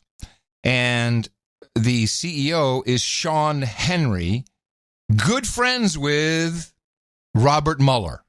Lunches with him, goes to symposia with him together. And these are the guys that got the server and made all these allegations, now cited as a top U.S. security firm. So the FBI's indictment, not only is it based upon third party and not any investigating they did, there's also no way to go back and check it because the servers have been wiped clean. So this whole indictment can never hold any water. There's no proof to show. Unless, somehow you're going to say, well, these guys seem okay. Yeah, we'll just take their word for it. Yeah, it seems unlikely. So let's play the second half. Yeah. Play the second half. Information. Russian Command Unit 26165, in charge of stealing information, headquartered in this building in Moscow. And 18 miles away, here where Unit 74455 allegedly weaponized the information, posting online, including through WikiLeaks, damaging information on Hillary Clinton and Democrats just 3 days before the Democratic National Convention.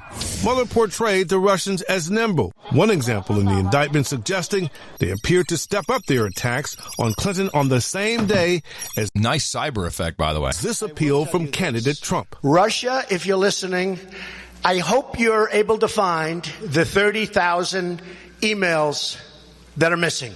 That very day, according to the indictment, the Russian conspirators for the first time attempted to hack email accounts at a domain used by Clinton's personal office. Mueller also claims a hacker entitled Guccifer 2.0 reached out to someone close to the Trump campaign, believed to be his longtime strategist, Roger Stone, writing, "Do you find anything interesting in the docs I posted? And then, please, tell me if I can help you anyhow." Stone himself was not indicted. He told ABC News that he is the person mentioned in the indictment, but he insists that he's done nothing wrong. Any objective person who will read that exchange will see that it's benign, it's innocuous. Special Counsel Mueller's indictment list is growing. 32 people indicted so far, with 5 felony convictions and more than 100 criminal charges. Yeah. Great. And of course, that's brought up on the hearings constantly. Oh, there's 100 people been in charge and then done so many indicted. These are all for littering. Producer Chris Kay attended a private or semi-private demo from the CrowdStrike folks, the people who brought you the Pew Pew map. And he sent us a little report, which I'd like to share. Good day to the OG Podfather. Sent you a tweet about this a week ago. I attended a CrowdStrike demo. He sent me a ton of screenshots, which I will share with you, John, and maybe put them in the I don't know. I don't know if it's useful for anything, but it's just interesting to see. I'll put them in the newsletter.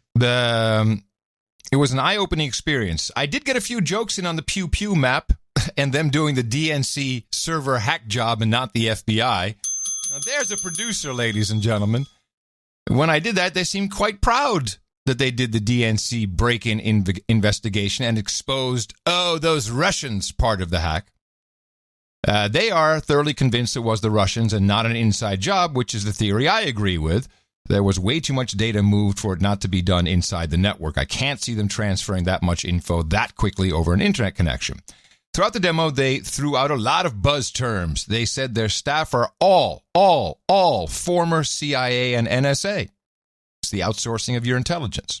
The guy who did the demo for me was a 7-year veteran of the NSA. I have no doubt that CrowdStrike is a project of the Intel community.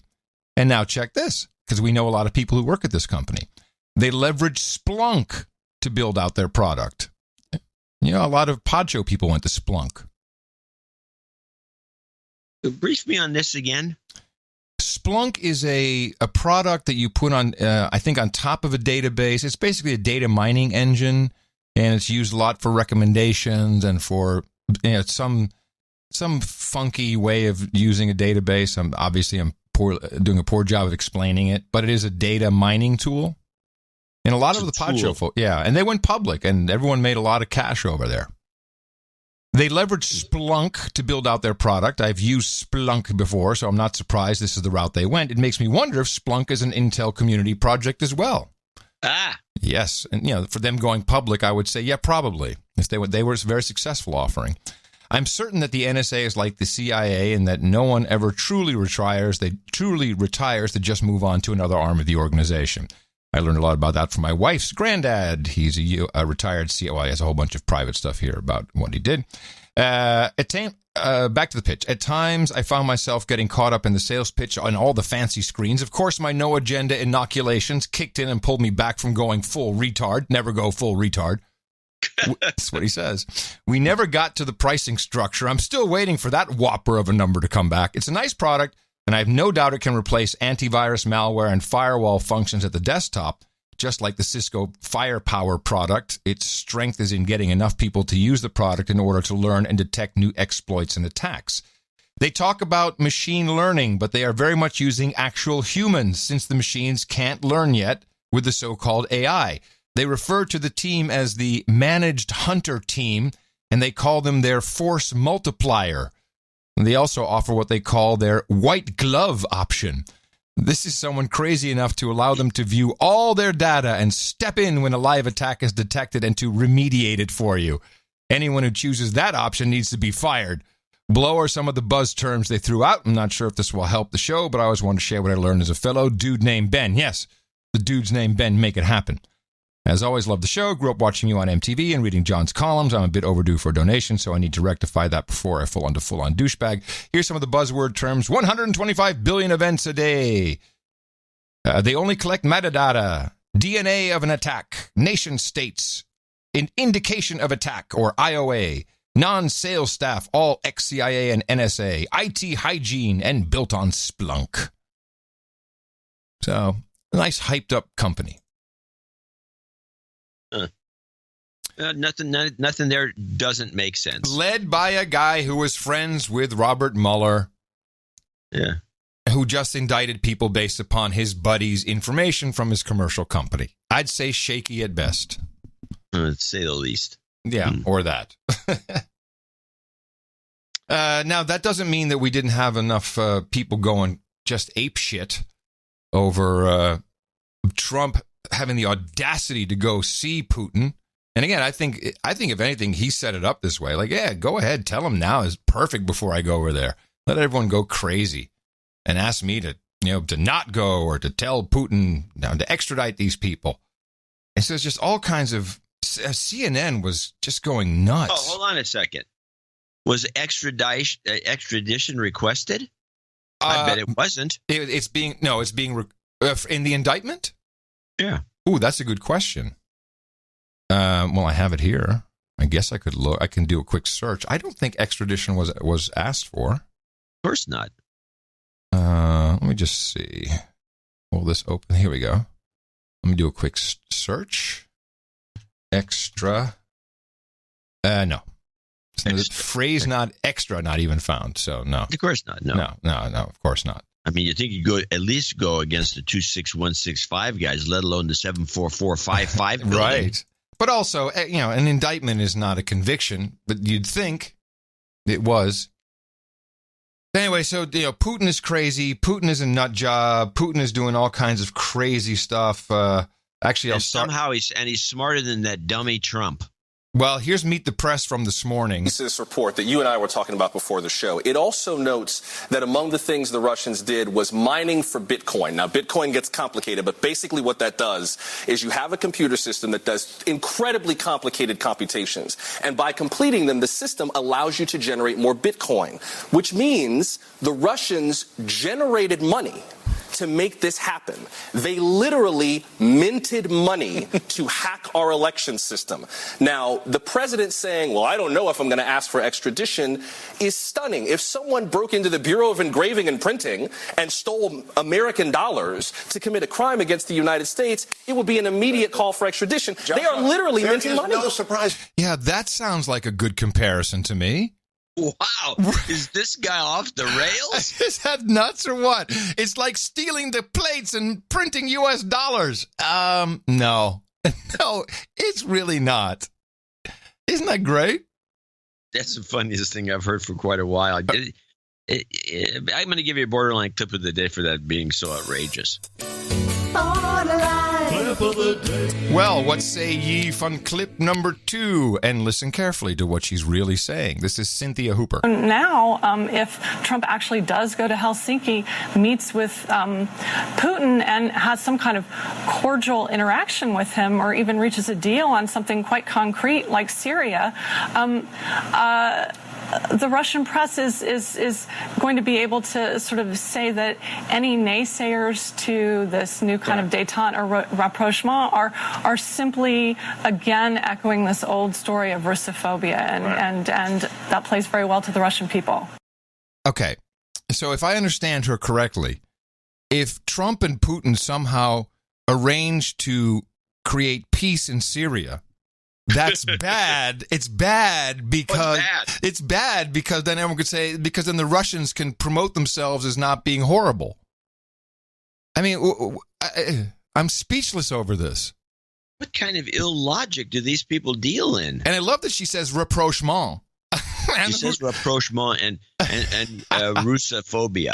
Russophobia and rapprochement. I mean, gee. Rapprochement, I do tell you. Well, then we have this. Kimberly, I know you have a lot of contacts in the national security. This is where she's going to toss to Kimberly Dozier. I believe she is a former CIA operative. Community. What do you know about the current threat? Well, this current threat is something that is much discussed, much recognized by the intelligence community, by the Pentagon, and it's something that they are daily fighting against. So you're getting a bird's eye view of what President Trump is getting briefed probably nearly daily. That said, what Trump hasn't done, to our knowledge, is to declare some sort of war on cyber threats by Russia, the same way there was a declaration of war on al-Qaeda, war on terrorism. And while every day you've got national security professionals battling it out in cyberspace against Moscow, what you don't have is a concerted effort with extra resources like we had in the war on terror. And that's what they don't seem to be able to get across to the president in the briefings to him. And it's a matter of frustration for a lot of people. They think maybe it's going to take some major hack before he gets that they are not just adversaries, but enemies probing U.S. defenses every single day. Probing our defenses. We're not doing enough with cyber. It'll take a major hack before this dummy figures it out.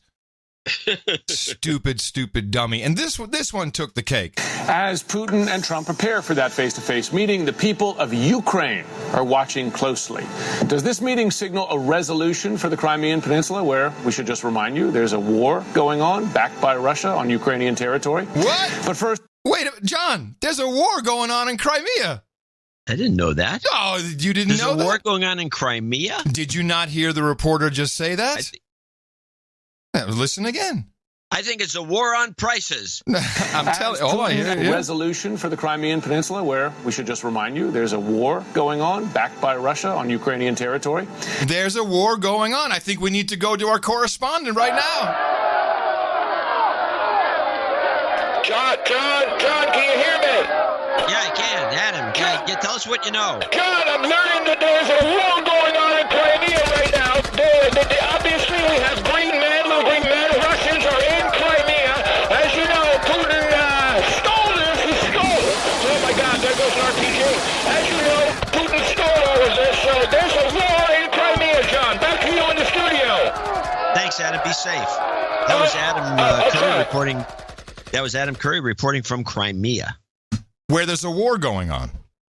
I think it's a war on prices at Ivan's Furniture.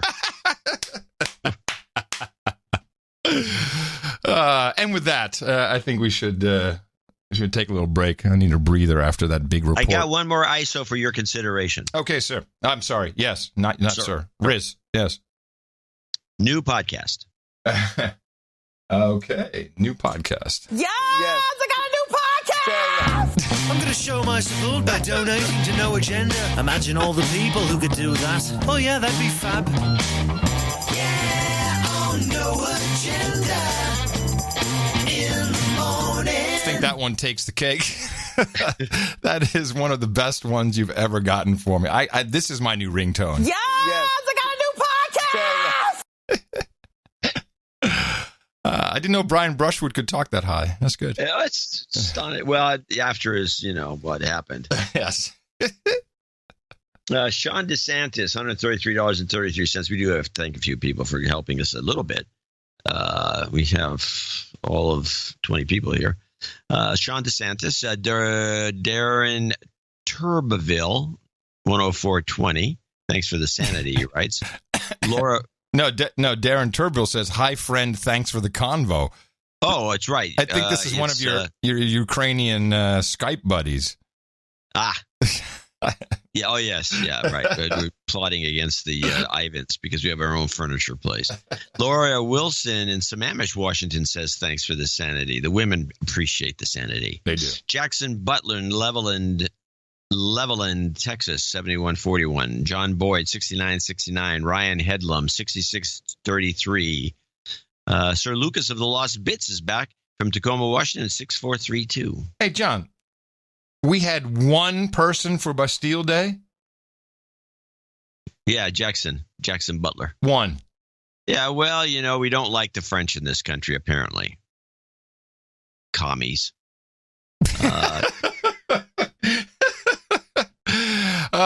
Yes. I'm sure your wine will never be poisoned. Sir Lucas, I always buy through a third party. Sir Lucas of the Lost Bits. Sir Daniel Torello in Charleston, South Carolina, 6407. Christopher Dechter, 5678. Ali G. Yeah, he's a new. Ali G. Borat has a new show on Showtime starting tomorrow. Yeah, it's supposed to be pretty funny. It's supposed to be another UK Hates America, I think. Oh, I'm sure that's what it is. Yeah. Ali G. It doesn't mean it's not funny. Oh, yeah. Ali G. 5620 Gottfried, Illinois. I de-douched my husband last year, but feel like I'm still technically a douchebag since I donated in his honor. I don't listen regularly, but my husband does, and he fills me in. I listen on road trips, and when we travel, I become a big fan. Oh, thank you. Please accept my 5627 Jobs. This represents jobs somehow. JK. I don't know how she does that. No, it's the digits. J is the 5 key. Oh. I believe. Oh. Where's my flip phone? No, I don't think so. LMNO. No. I don't know what she's referring to. And send some job karma to her husband. We'll put that at the end for you. Dame Patricia Worthington comes in from Miami, Florida with $50. Jason Zeisler in Renner, South Dakota. John, stop.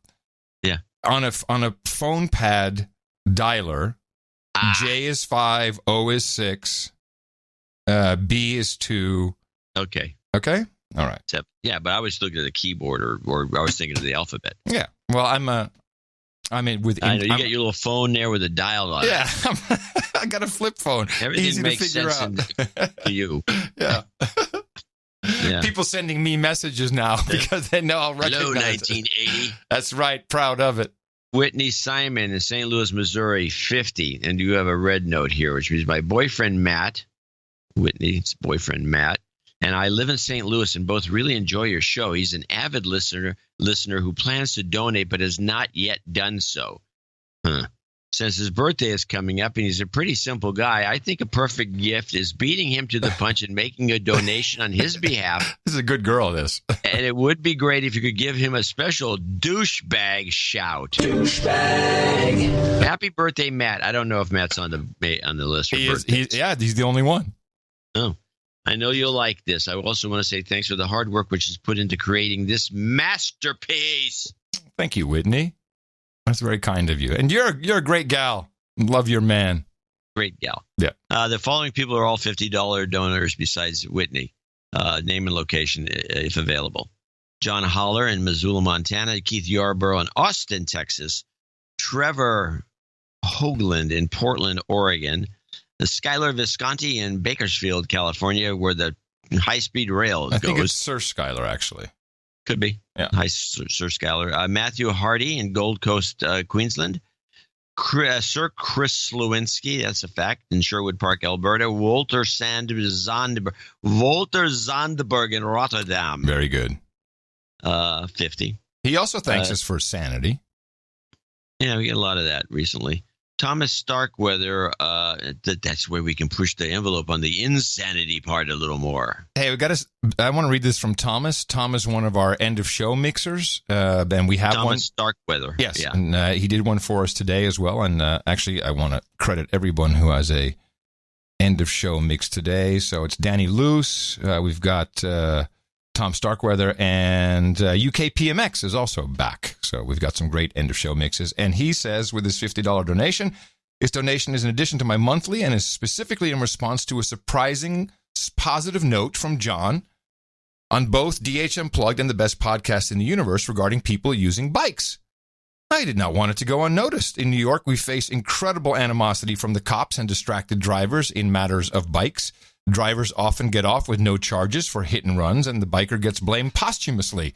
Requesting moving karma as I move in with my girlfriend, a brilliant news producer and NA producer as of this year. Yes, excellent. We'll have many hours together enjoying the show. Many thanks, Tom. Congratulations, Tom. We look forward to all you guys do that, and all of our producers, but this makes me happy. We should mention, we do have a lot of people that are in the media. Actually, those photos that were taken and were put in the newsletter, and there was way too many of them, and that was about half the collection. Was done by a guy who had to remain anonymous because he is a member of the MSM. And he could be making real money from that stuff. Well, he probably is. He just wanted side loading. He probably took his, if it was his job to cover it, it may not have been. Right. But he he knew what the us. No Agenda thinking was. He looked specifically for No Agenda style signs, in other words, the nutty ones that have messages. That's unusable for M5M, so you're right. He couldn't use Trump loves Brexit. No. Trump loves, here's a song. Trump loves Brexit. Oh, Trump. Yeah, as in love and marriage? Trump loves Brexit. And marriage. Trump loves and Brexit. Yeah, okay. It goes together like a blah, blah, blah, blah. Come on, people. I can write the lyrics if you want. Yeah, I can tell. Bruce Klassen in Valencia, California. We know how to pronounce Valencia. Oh, he said not Valencia. Valencia. Yeah, that's the way I would pronounce it. Valencia. It's named after the orange. Literally. Or the orange is named after, maybe it was bread there. One of the two. Good orange. Robert Weber in San Jose, California. Brandon Savoy in Port Orchard, Washington. I think he's a sir. And that concludes our list of $50 donors and other well-wishers that help produce this show. A total of 26 people showed 1051. Thank you very much. Yes, I said my piece at the beginning, so I don't have to bring that back up, but you know my feelings on it. And in no way can that detract from the support we've seen from these fantastic producers and the ones who are still on our programs, our subscription programs. In fact, I just got an email from one of them during the show. He said, holy crap, I checked and my subscription had been expired by PayPal, which they typically blame on us. And that, of course, doesn't seem logical, nor is it true. So if you have a subscription or 1212s, 1111s. I have the explanation. Oh, this is news. Why we get blamed. Okay.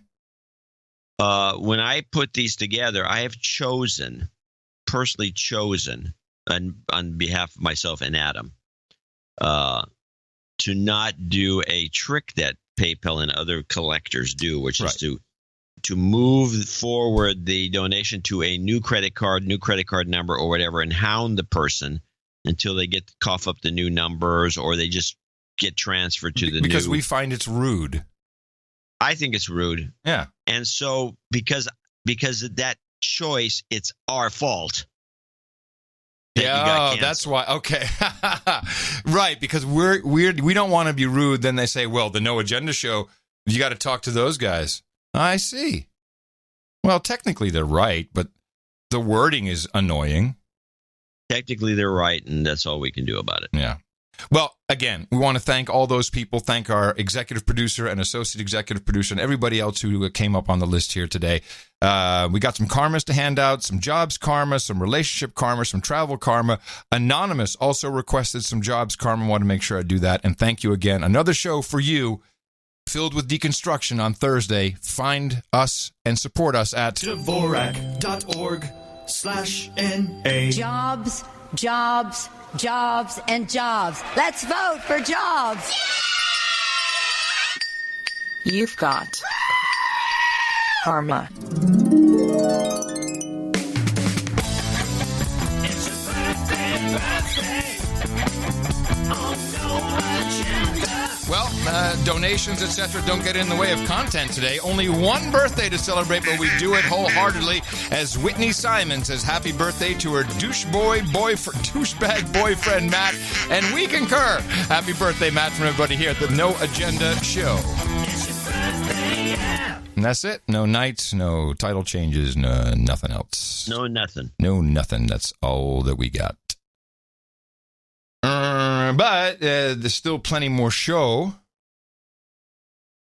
I got a couple of things that are kind of interesting. Okay. I do have another ISO. For your consideration. You are just ISO heavy today. Well, this one I'm going through the clips and they're all up on the screen, and I go and I close them out when I go to the next. And this one just showed up. I don't even know or remember cutting it, but this is the crime, terrorism, espionage clip. Crime, terrorism, and espionage.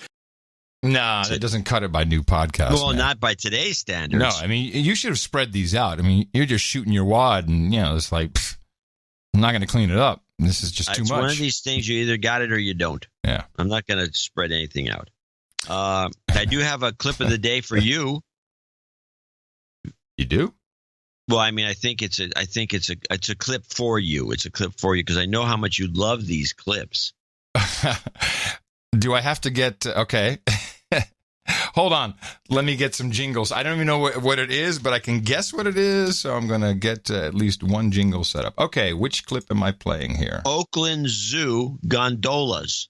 Oakland Zoo gondolas. Some visitors to the Oakland Zoo were stuck high in the air for about 30 minutes this afternoon. They were suspended in the zoo's gondolas. Zoo officials said a digital glitch was to blame. And it took glitch! Shut up about the glitch!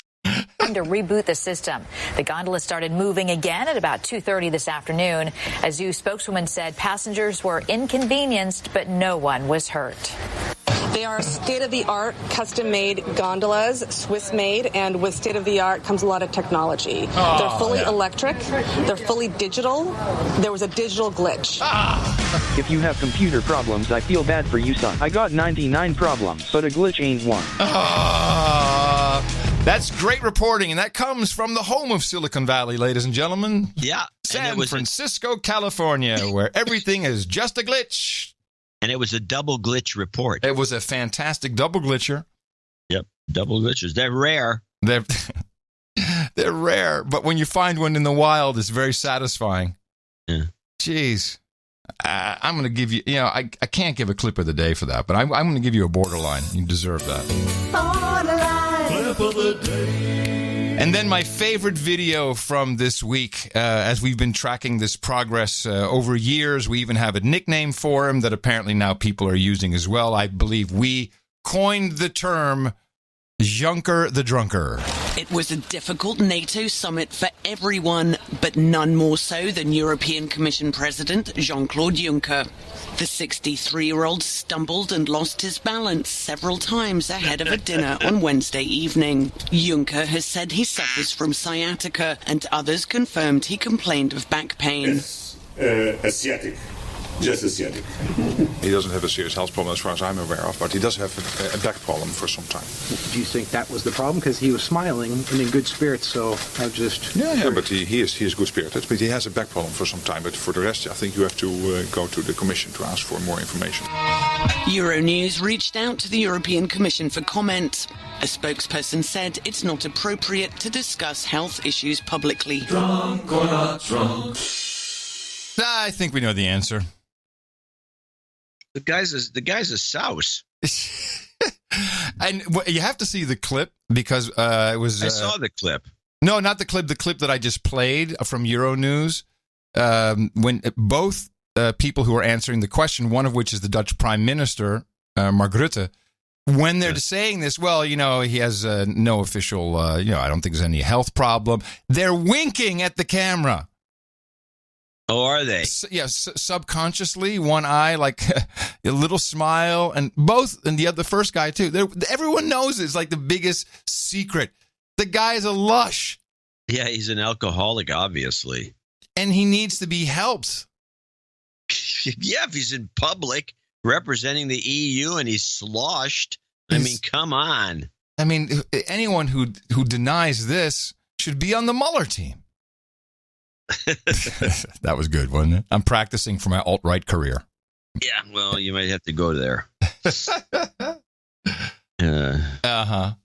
I have a couple leftovers from the earlier part of the show. I might as well play them, get my stuff out of the way. Oh, I do have one news item. All right. And I remember the era, and I've always equated the current ride-sharing era with the hitchhiking era of the late 60s. Mm-hmm.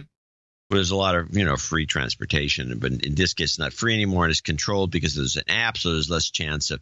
But the hitchhiking era ended because of rapes and murders. That's to kind of summarize things. Even though I had a friend who hitchhiked from coast to coast, which was a big deal. It was like a badge of honor. A lot of people did. Well, let's put it this way: the reporting about rapes and murders stopped hitchhiking. Yes. That's probably more accurate. Well, this is going on with ride sharing now. We're hearing a lot of this sort of thing. San Francisco police say they've arrested a man who they're calling a serial rapist. The man, authorities claim, fooled his victims into thinking that he was their ride-share driver and then sexually assaulted them. Woo-hoo! Anyway, that went on for 10 minutes, given this report, and some creep that, I don't know, how are they intercepting these calls? Are they just driving around looking for someone that looks like they're waiting? I read quite an in-depth article about how this is done. There's ways that they can spoof the app or spoof with GPS locations. And there's a number of things that are being done so they can get your ride. They can find out if you have a ride. They can then drive up themselves and grab the ride, or they can book a ride on your behalf and then have the GPS, spoof the GPS so it looks like you're in the car driving around, and then you get charged and they get the money. I mean, there's a whole bunch of different things that are possible. Wow. It's technology, man. It's a glitch. It's just a glitch, baby. Professor Ted moment there. And can we please, this is your irk, but can we please stop with this bogative ride-sharing moniker? It's not ride-sharing. And now we have Uber, of course, has invested in Lime, in these damn bikes, these scooters, electric scooters, the scourge of Austin on the sidewalks.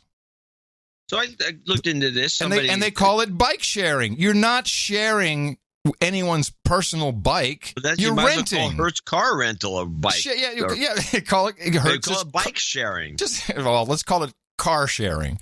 I mean, it's bogative. It's not true, and it makes it sound friendly, but it's not. It's just scooter rental. Just call it what it is. It's not sharing anything. I'm not sure why we can't get off of that name. It worked. Yeah, you're right. It did. Go ahead.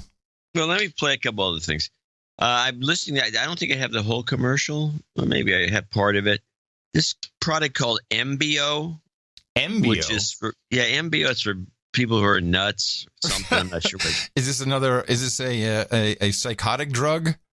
It might be, but the point is, they got a little piece of information in here I've never heard on any. As a disclaimer, I've never heard anything like this. If your moderate to severe ulcerative colitis or Crohn's symptoms are holding you back, and your current treatment hasn't worked well enough, it may be time for a change.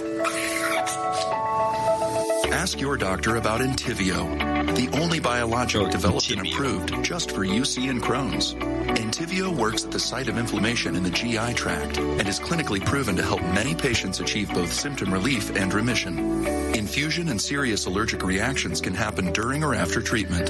Entyvio may increase risk of infection, which can be serious. PML, a rare, serious, potentially fatal brain infection caused by a virus, may be possible. This condition has not been reported with Entyvio. Tell your doctor if you have an infection, experience frequent infections, or have flu-like symptoms or sores. Liver problems can occur with Entyvio. Nice. All right. Sounds like a winning product. It's for Crohn's disease. Well, I gotta say, if you have Crohn's disease, you can be pretty damn desperate. So I can understand that people would love anything that helps. That would be true. So this drug could cause this brain virus that I guess will kill you or something. Yeah, could. But this says there's never been a reported incident of it using Entyvio. So where do they get this information from, and why do they have to disclaim something that's never happened? I don't know. I've never heard it ever on any. As you know, we both listen to these drug commercials, yes. With our ears perked up. Yeah. I've never heard anything like that. I've seen this commercial. I've heard this before. I never thought to clip it, but you're absolutely right. Like, that's what they're saying. It's like this could cause PLM, which could a virus in your brain, you'll die. But that's never happened. But if anyone, if you're feeling, you got a headache, call your doctor. Maybe this is your old theory. Just add on a bunch of horrible things that can happen. Yeah. To get people to take it, because by your old theory. Well, the theory is, and this is evidenced with cigarette packages, the bigger the warning, the more horrible the warning, the more inclined people are to buy the product and use it. And why this is, I can't explain, but this is why the cigarette companies in Europe, in particular, where this is mandatory, have the most unbelievable pictures. And, it's gotten to a point, I know that people in the Netherlands certainly joke about it, saying, I have a baby dying of cancer. Can I trade that? Who has a horrible lung picture? I mean, they're playing these games like Go Fish. Go Fish. Mm-hmm. There's another oddball clip. Play this Walk Away Girl and Freedom of Thought. Yeah, this is a Russian bot, I presume. The walk away movement is just Russian bots. You know that, don't you? It's not real. I can't even remember what it's about. Well, the walk away campaign. Yeah, walk away. Right. Well, right. Right. The walk away campaign, right. This is why okay, you don't have to play this clip yet. The walk away campaign. Well, I don't know that it's Russian bots. Well, it's not, but that's what's being said. Because all these people that do the testing. No, John, that's what's being said, because of course it's a real thing. Oh, okay. You have me confused, because I lost track of it already. Oh, I'm sorry. No, we had a couple things on a couple of shows ago. We talked about it a little bit. Then I forgot all about it. And there's a bunch of people that are kind of getting it kind of kick-started, to use that word. Well, it's also it's a format which you pointed out. It is a new format used on YouTube. Well, maybe not new, but more people are doing it. It's confession booth style. Hey y'all. Yes, it's hey y'all. y'all. A lot of Catholics like this, by the way. Yeah. Hey y'all. Let me tell you about my my walk away moment. Which is important, because that is what reality TV is. You see the scene, then you have the confession booth. People understand confession booth video very well. So I think it's highly effective. Well, I never thought about it as coming from reality TV. Well, but it is. Now that you mention it, all the scenes the same. Mm-hmm. It's like they're talking, oh, yeah, Bill, he left me, and I, yeah. Interesting. Well, this one, girl, I liked this one. This one had a nice message to it, and I thought it was sincere. Even though when I retweeted it, I got, that's bull. She's always been a Republican. A lot of people think there's just Republican shills. Mm-hmm. But I don't think so. The real issue is that we have a news media that answers to corporate sponsors, not to actually conveying real news. And sadly, the majority of Americans are getting their news from those sources. Somehow, in the last year, advocating for freedom of thought has become a radical notion. And I am sorry to anyone who I tuned out in the past. I am sorry to everyone like me who's getting shunned, who's getting insulted by friends, by family, just because you want to be able to think for yourself and you want to be able to advocate that everyone should be thinking for themselves. Yeah, I'm seeing a lot of that. Yeah, I thought that was a good no agenda message. Oh, it's totally no agenda message. And what I like about the walk away is it doesn't say become Republican. It says walk away from this. This is not what I want. Yeah. It's very different from become Republican.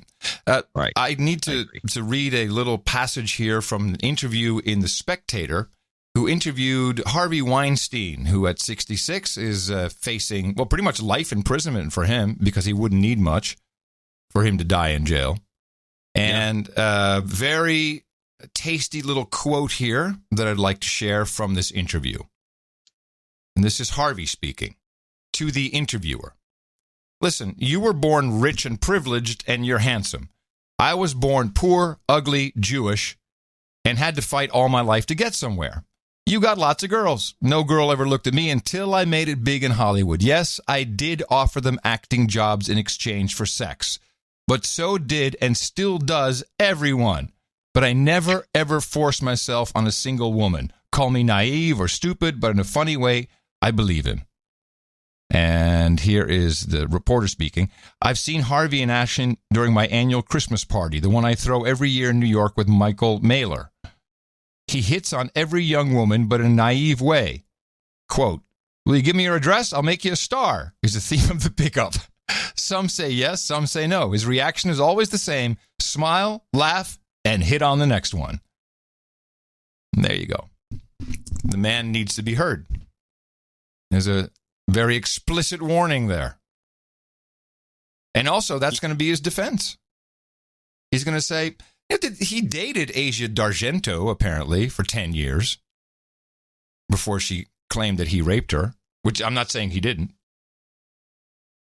There's a lot of information that's still coming out. And Harvey Weinstein is a douche and deserves to be in jail. But what he's saying, listen carefully, it's still happening. Yeah, it's Hollywood. Yeah, duh. I mean, people really want to be on the screen. But as you said, it will all go away once they had that one special election with the dude who wrote something in a yearbook. Oh yeah, right. That the hell was his name? Kind of dropped the it's gone. Me Too is gone. It's just gone. It's done. I guess we fixed it. Everything's fair now. Everything's good for the women. Okay. All right. Now I need to discuss two quick things. Actually, three. In context of OTG, off the grid. And that means you're pro-sanity and anti-tracking. More tracking from Silicon Valley. 3 stories in the clip. The first one, the woman who was tracked and made a meme and a Twitter thread on the airplane. You remember this story? No. Yeah, you do. I was appalled by it. This is where they switch seats on the airplane, and this girl and her boyfriend. Yeah, this one. And then they start basically taking pictures and making a whole story out of nothing. The woman is very upset by this. She says, "I've been doxxed, shamed, insulted, harassed.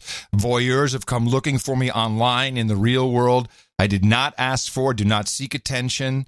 This is a cautionary tale about privacy, identity, ethics, and consent." Huh? She should sue him. Interestingly, the story here mentions that her lawyer made the statement was made via her lawyer, which of course suggests she may have plans to sue. She should sue Twitter. I think you got to, based upon the fact that they remove content for other reasons. I think she may have some case. But the response from the universe of Twitter is, "Oh, please. Outrage culture is so dumb. It was harmless. It's over. Get over it. What's the big deal? This is not an invasion of privacy." Go more gay. More gay on it. This is not an invasion of privacy. What's the big deal?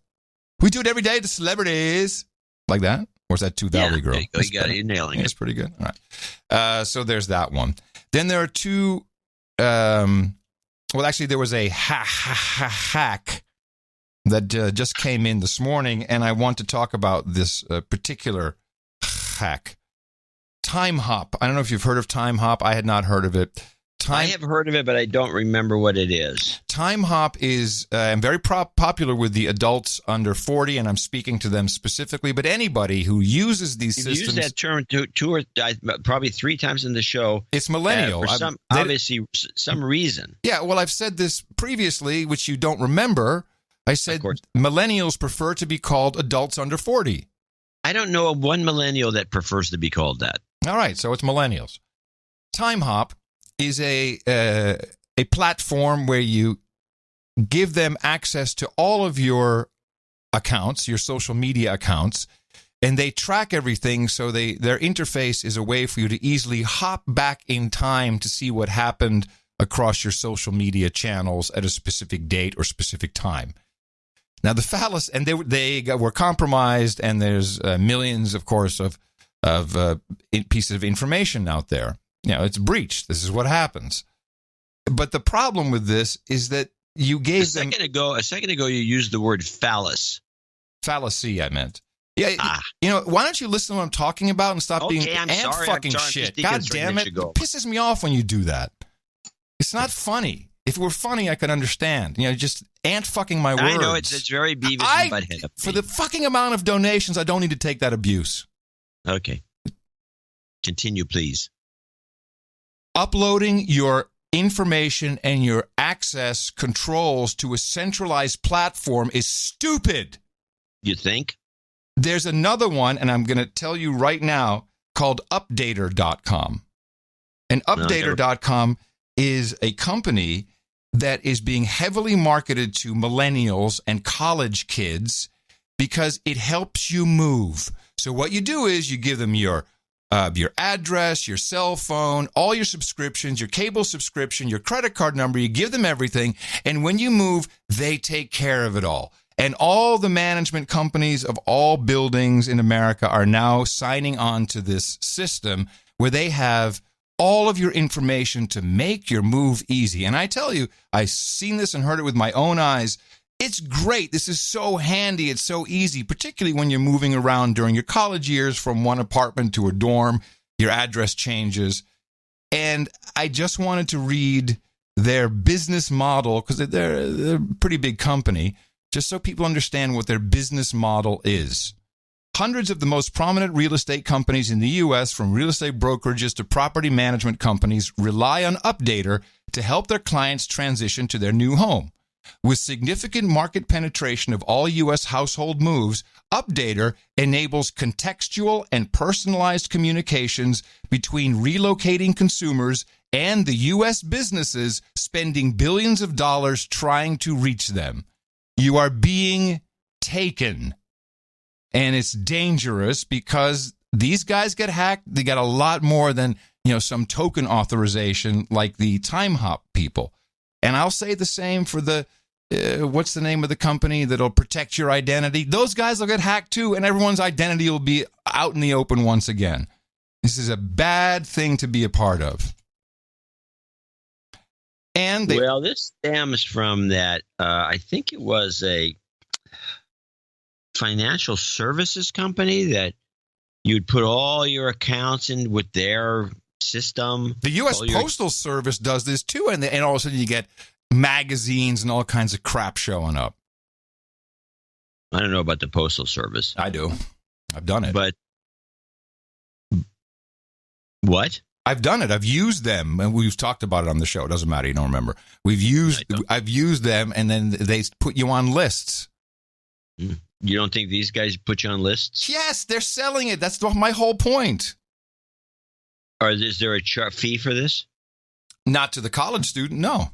Oh, well, there you go. There you go. Now you're a product. I just read you the business model. Yeah, I know. I heard that, but I didn't know that they were just productizing these poor users. You mean kids? Kids. Yeah. Well, I'm looking at the users they have a bunch of pictures, and there's mostly young women, some old guy, black old guy, an old mom-looking woman. So they're not marketing directly to kids. Maybe not the website, but they are at colleges. You better believe it. That's where I got the information from. Dumb enough to sign up for something. Well, I can see it. No, they're not dumb. They're just misinformed, and they say, "Oh, this is so great, it's so handy." But they're giving their credit card numbers. Everything's in there. Yeah, it wouldn't be a good idea. And then you get hacked, and boom, you're broke. Finally, just to add some more context to the reason why I like my Kyocera flip phone, which does not have an app infrastructure. Apps are just evil, and it's not about the GPS. In fact, these researchers from University in Boston, forget which one, did some tests, and here's what they learned. It's called a side channel attack because it targets sensors in your device that weren't designed to provide location. Like the accelerometer, it measures how fast the phone is moving, the gyroscope that tracks rotation, and the magnetometer, which works like a digital compass.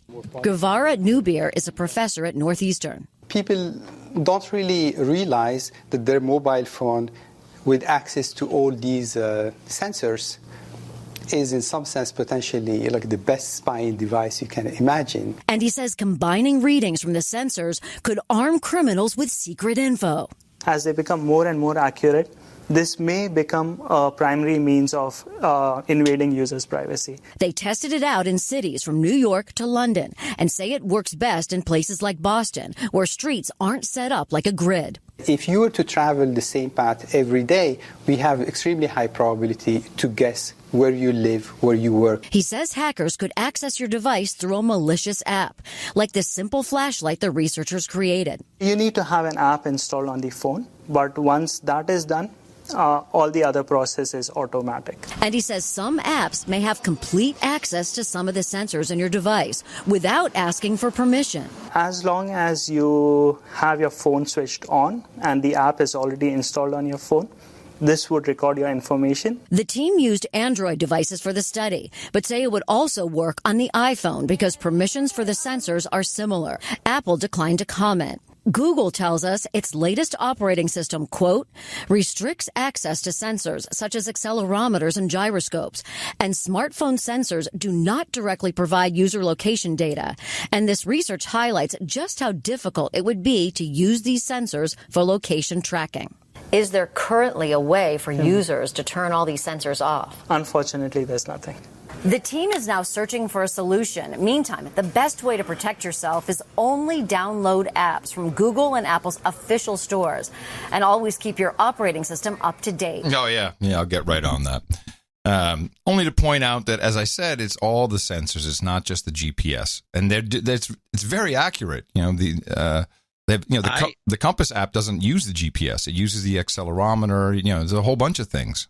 I think we have an opportunity for an app ourselves that would counteract this whole thing. Maybe put you back on track. You mean like shut it down? Yeah. Yeah, I don't think that's possible. Come on. Maybe. You should be able to shut down all those sensors. Yeah, shoulda, woulda, coulda. I'll bet you can. Maybe. And then, and I have to report something. Mm-hmm. Theodore, the baby. Yes, Theodorable. His first word. No, wait. Is it going to hurt my feelings? Maybe. It wasn't Dada, Mama, or Opa? App. App, really? Yeah. His first word was app? Yeah, app. Oh, my God. I'm very sorry to hear this. Well, it's a fact. How do you feel? I thought it was kind of funny. So they're just giving the kid the iPhone to shut him up like every other parent? No, they refuse to do something like that. They're not idiots. They gave him a taste of the good stuff, though. Otherwise, he wouldn't be asking for it. Well, he points to cognac when he says app, so it seems unlikely he knows what it means. Now he's getting a good education. Grandpa's on the case. This is it's good news. App. Hey, Gramps, dip my binky in that again, will you? We know what's going on. A report from the OPCW, which is worth sharing because, you know, what do we know about Assad and chemical weapons? Well, it depends on what we're told. I mean, a lot of it is we've had to kind of reverse engineer to know what we know. Well, the most recent attack on April 7th was chlorine, was it not? It was chlorine and killing people, and it was Assad's. Remember, they had the proof, and the thing came through the roof. Look, here it is. This is all Assad's doing. Well, you're talking about Bashir, not Julian. Exactly, Bashir al-Assad. The Organization for the Prohibition of Chemical Weapons, OPCW, issued an interim report on their investigation to date regarding the allegations of chemical weapons use in Douma, Syria, on April 7th. The activities in Douma included on-site visits, collected environmental samples, interviews with witnesses, data collection. In a neighboring country, the team gathered or received biological environmental samples and conducted witness interviews. Hold on. Are you going to let me guess what happened? Sure. It turned out there's a bunch of bull crap. OPCW designated labs conducted analysis of prioritized samples. The results show that no organophosphorus nerve agents or the degradation products were detected in the environmental samples or in the plasma samples taken from alleged casualties. Along with explosive residues, various chlorinated organic chemicals were found in samples from 2 sites for which there is a full chain of custody. Work by the team to establish the significance of these results is ongoing. So they're going to try and hush up the chain of custody because they know where it came from. And guess what? It wasn't from Assad. And there was no nerve agent involved. Gee, did you hear any reporting on that? Well, the first time this happened, when they determined those early rocket attacks that were violating Obama's red line, those early reports indicated that it wasn't Assad, and there was plenty of documentation to back that up. And we didn't hear much about that, if anything. So I would guess that no, you're not going to hear anything about it because it doesn't fit into the scheme of things. Exactly. But I'm glad that we have a chance to report these things. Just need the headline. It's enough. It's kind of depressing. Well, I think that we do important work. It's depressing. We got very little compensation this last round, and the news is just worse than ever about reporting real news instead of what some narrative somebody dreamed up or said the CIA wants them to report, and I blame the CIA for this. Although they seem to have some sort of the goods on Trump, or they think they do, about something the Russians have on him, which sounds like PP tape. It sounds like it doesn't make a lot of sense to me. I'm sorry.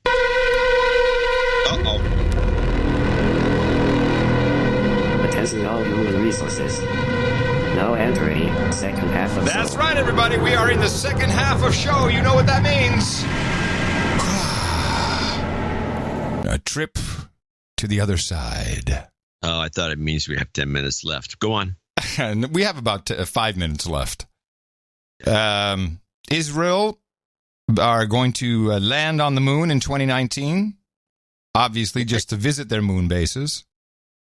But they're just pretending it's a new thing. I'm glad they're doing that. So now it'll be finally we'll get a race, and maybe they'll bring back the Saturn V or whatever it took to get to the moon. So I'm told. But that's not why I break into second half of show. No, I bring to you the true... Wait, hold on a second. Was that some sort of news report? What? Or is that just something that was on one of the scruples? No, the Israeli... who announced this? Have they even sent a satellite up? Let's see. Space L said they're sending a probe will be launched from Cape Canaveral in a Falcon 9 rocket built by Elon Musk. Oh, okay. And they're going to land a probe on the moon. Not a person, a probe. Any bets it doesn't make it? No, I'm not going to bet because Elon, he still has a Tesla flying in space. Oh, Elon! Who, of course, has been unmasked as a top donor to House Republican, to a PAC. You may want to think about shorting Tesla tomorrow. He's just a Republican douchebag. Now, the true reason for the second half of show is finally can tell you why JFK was assassinated. Oh, cool. Former Washington, D.C. attorney Douglas Caddy was a close friend of E. Howard Hunt, who he represented when Hunt was found to be at the center of the Watergate scandal in 1972. Hunt was an officer in the CIA when John F. Kennedy was president. Caddy claims that he asked Howard Hunt about the assassination one night and received a shocking answer. The last time I saw Howard Hunt was in 1975. He called me and said he'd like to have dinner. So dinner was finished, we went out to the sidewalk, and I thought, well, this may be the last time I'll see Howard. He's going away, and I'm moving from Washington. And so at my own curiosity, I said to Howard, why was John Kennedy assassinated? Something has happened in the motorcade route. Stand by, please. And he said John Kennedy was assassinated because he was about to give our most vital secret to the Soviet Union. And I said, our most vital secret? I said, what could that be? He leaned forward and looked me in the eyes, and he said, the alien presence. He shook my hand and walked away. If the stories about the Majestic 12 are true, and those involved with the top secret group, were ready to take such drastic measures to keep its existence hidden. Was it ever discontinued? Do you think that MJ-12 is still in existence today? Well, what I've been told is that they have changed the letters and the numbers probably more than once. So it's the same idea, it's the same control, same files, same archives, same power. If you look at what has happened in the last 60 years, it's really possible that more decisions have been made inside of our government because of this subject, ETs and technology, than any of us would ever know. Yeah, baby. There you go. Yeah, it doesn't make any sense. If you follow the literature, and I'll include the Corso document in that, and in subsequent discussions that have been made public, the most interesting of which, of course, took place in, I think it was March or May of 2001, just before 9/11. Where there was something like 40 of these guys from different parts of the government and all over the place making this huge confessional in Washington, D.C. Yeah, it was open disclosure. Open disclosure, and they had all kinds of discussions about this. It's believed that the literature believes that the Russians know about this. There was nothing to disclose that Kennedy was going to tell them that they didn't know. Well, and they were in cahoots with us. These guys, blast them once in a while with a. In fact, that famous Russian nuke recently, that was, I think it was 3 years ago. They blasted a big bomb in the atmosphere, some 10 miles or 20 miles up or something. It was in some obscure part of Russia, and it was in violation of the treaties about blowing up A-bombs above the. Yes, yeah, I recall, yeah. Yeah, nobody made a fuss or said anything about it because that was obviously done for some deterrence purpose. Well, I don't buy this. How dare you speak out against the History Channel? Well, as soon as you brought that I could tell it was the History Channel because that one guy who asked the question is that weird-looking character with all the hair. I love that guy. The Medusa-looking guy. I love that guy. That's fantastic. So I'm going to bring people back up to speed on this. So, it seems unlikely. All right, you got anything, or can we close this out for today? I do have. Let's see, I got the Hillary. I think we have time for one more. No, I'm gonna put these off to the next. Unless you want a quick. No, we're done. No, you said no. Okay, good. It's done. It's done. We do need your support. Dvorak.org/NA for our show on Thursday. We will once again put the work in. And there will be plenty to do because of the Putin meeting. We shall see how it goes in Helsinki, where we have boots on the ground as well, so full reporting for you. But since you're still in the second half of the show, is it possible that both Trump and Putin are reptilians? And they're going to bring their two reptilian translators and do some sort of a deal. Looking forward to it. That'd be good. Okay. A little shape shifting, meld into each other. Well, Donald, it was good for me. How was it for you? Coming to you from downtown Austin, Texas, capital of the Drone Star State. FEMA Region 6 is where you can find me on the governmental maps in the 5x9 Cludio in the common law condo. In the morning, everybody. I'm Adam Curry. And from northern Silicon Valley, where there's something funny going on, but I don't know what it is. I'll tell you one thing, though, that the mudflats are still muddy there. In fact, it's worse than usual. I'm John C. Dvorak. Until Thursday, remember us at Dvorak.org/NA. Until then, adios, mofos. Need a cab.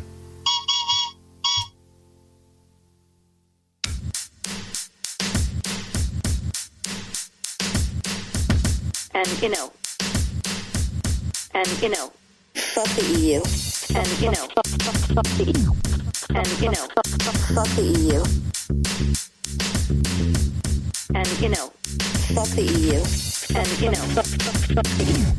And fuck the EU. And fuck the EU. And, you know, fuck the EU. And, you know, and, you know, fuck the EU. And, you know, fuck the EU. And, you know, fuck the EU. And, you know, fuck the EU. And, you know, fuck the EU. And, you know, fuck the EU. And, you know, fuck the EU. Donate to a No Agenda. They give ushers week after week. Donate to a No Agenda. It's a show that's really unique. Donate to a No Agenda. Listen to John and Adam speak. Donate to a No Agenda. Science is turning into a clique. Regular order. Sure, happy to indulge you. OMG, he's an idiot. In the future, tear down the underpinnings of what represent law and order in this country. I have always told the truth. The gentleman controls the time. It is a three-ring circus. I cannot express to you my love of the FBI. Regular order. Please, have you Mr. Chairman, this is intolerable. Any collusion? Between Russia and the Trump campaign. Any collusion? I don't give a damn what you appreciate. How many times did you look so innocent into your wife's eyes? To suggest somehow that we can parse down the words of shorthand textual conversations like there's some contract for a car. Chevrolet Cruze, and this is the serial number. I did verify that. Well, let's just go through the itemization of amount financed. It is a three-ring circus. Regular order. Why the F? What the F happened to our country? The alleged collusion between Russia and the Trump campaign.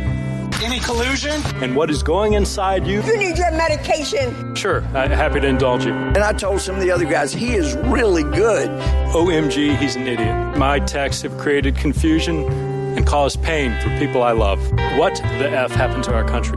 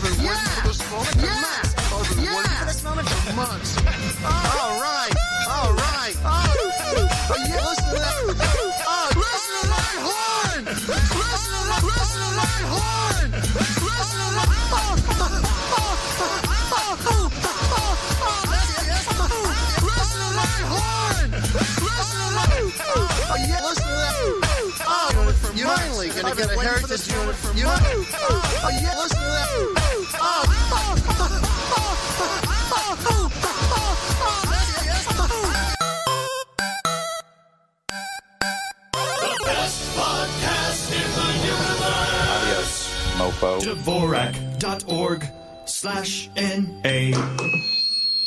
Yes, I gotta do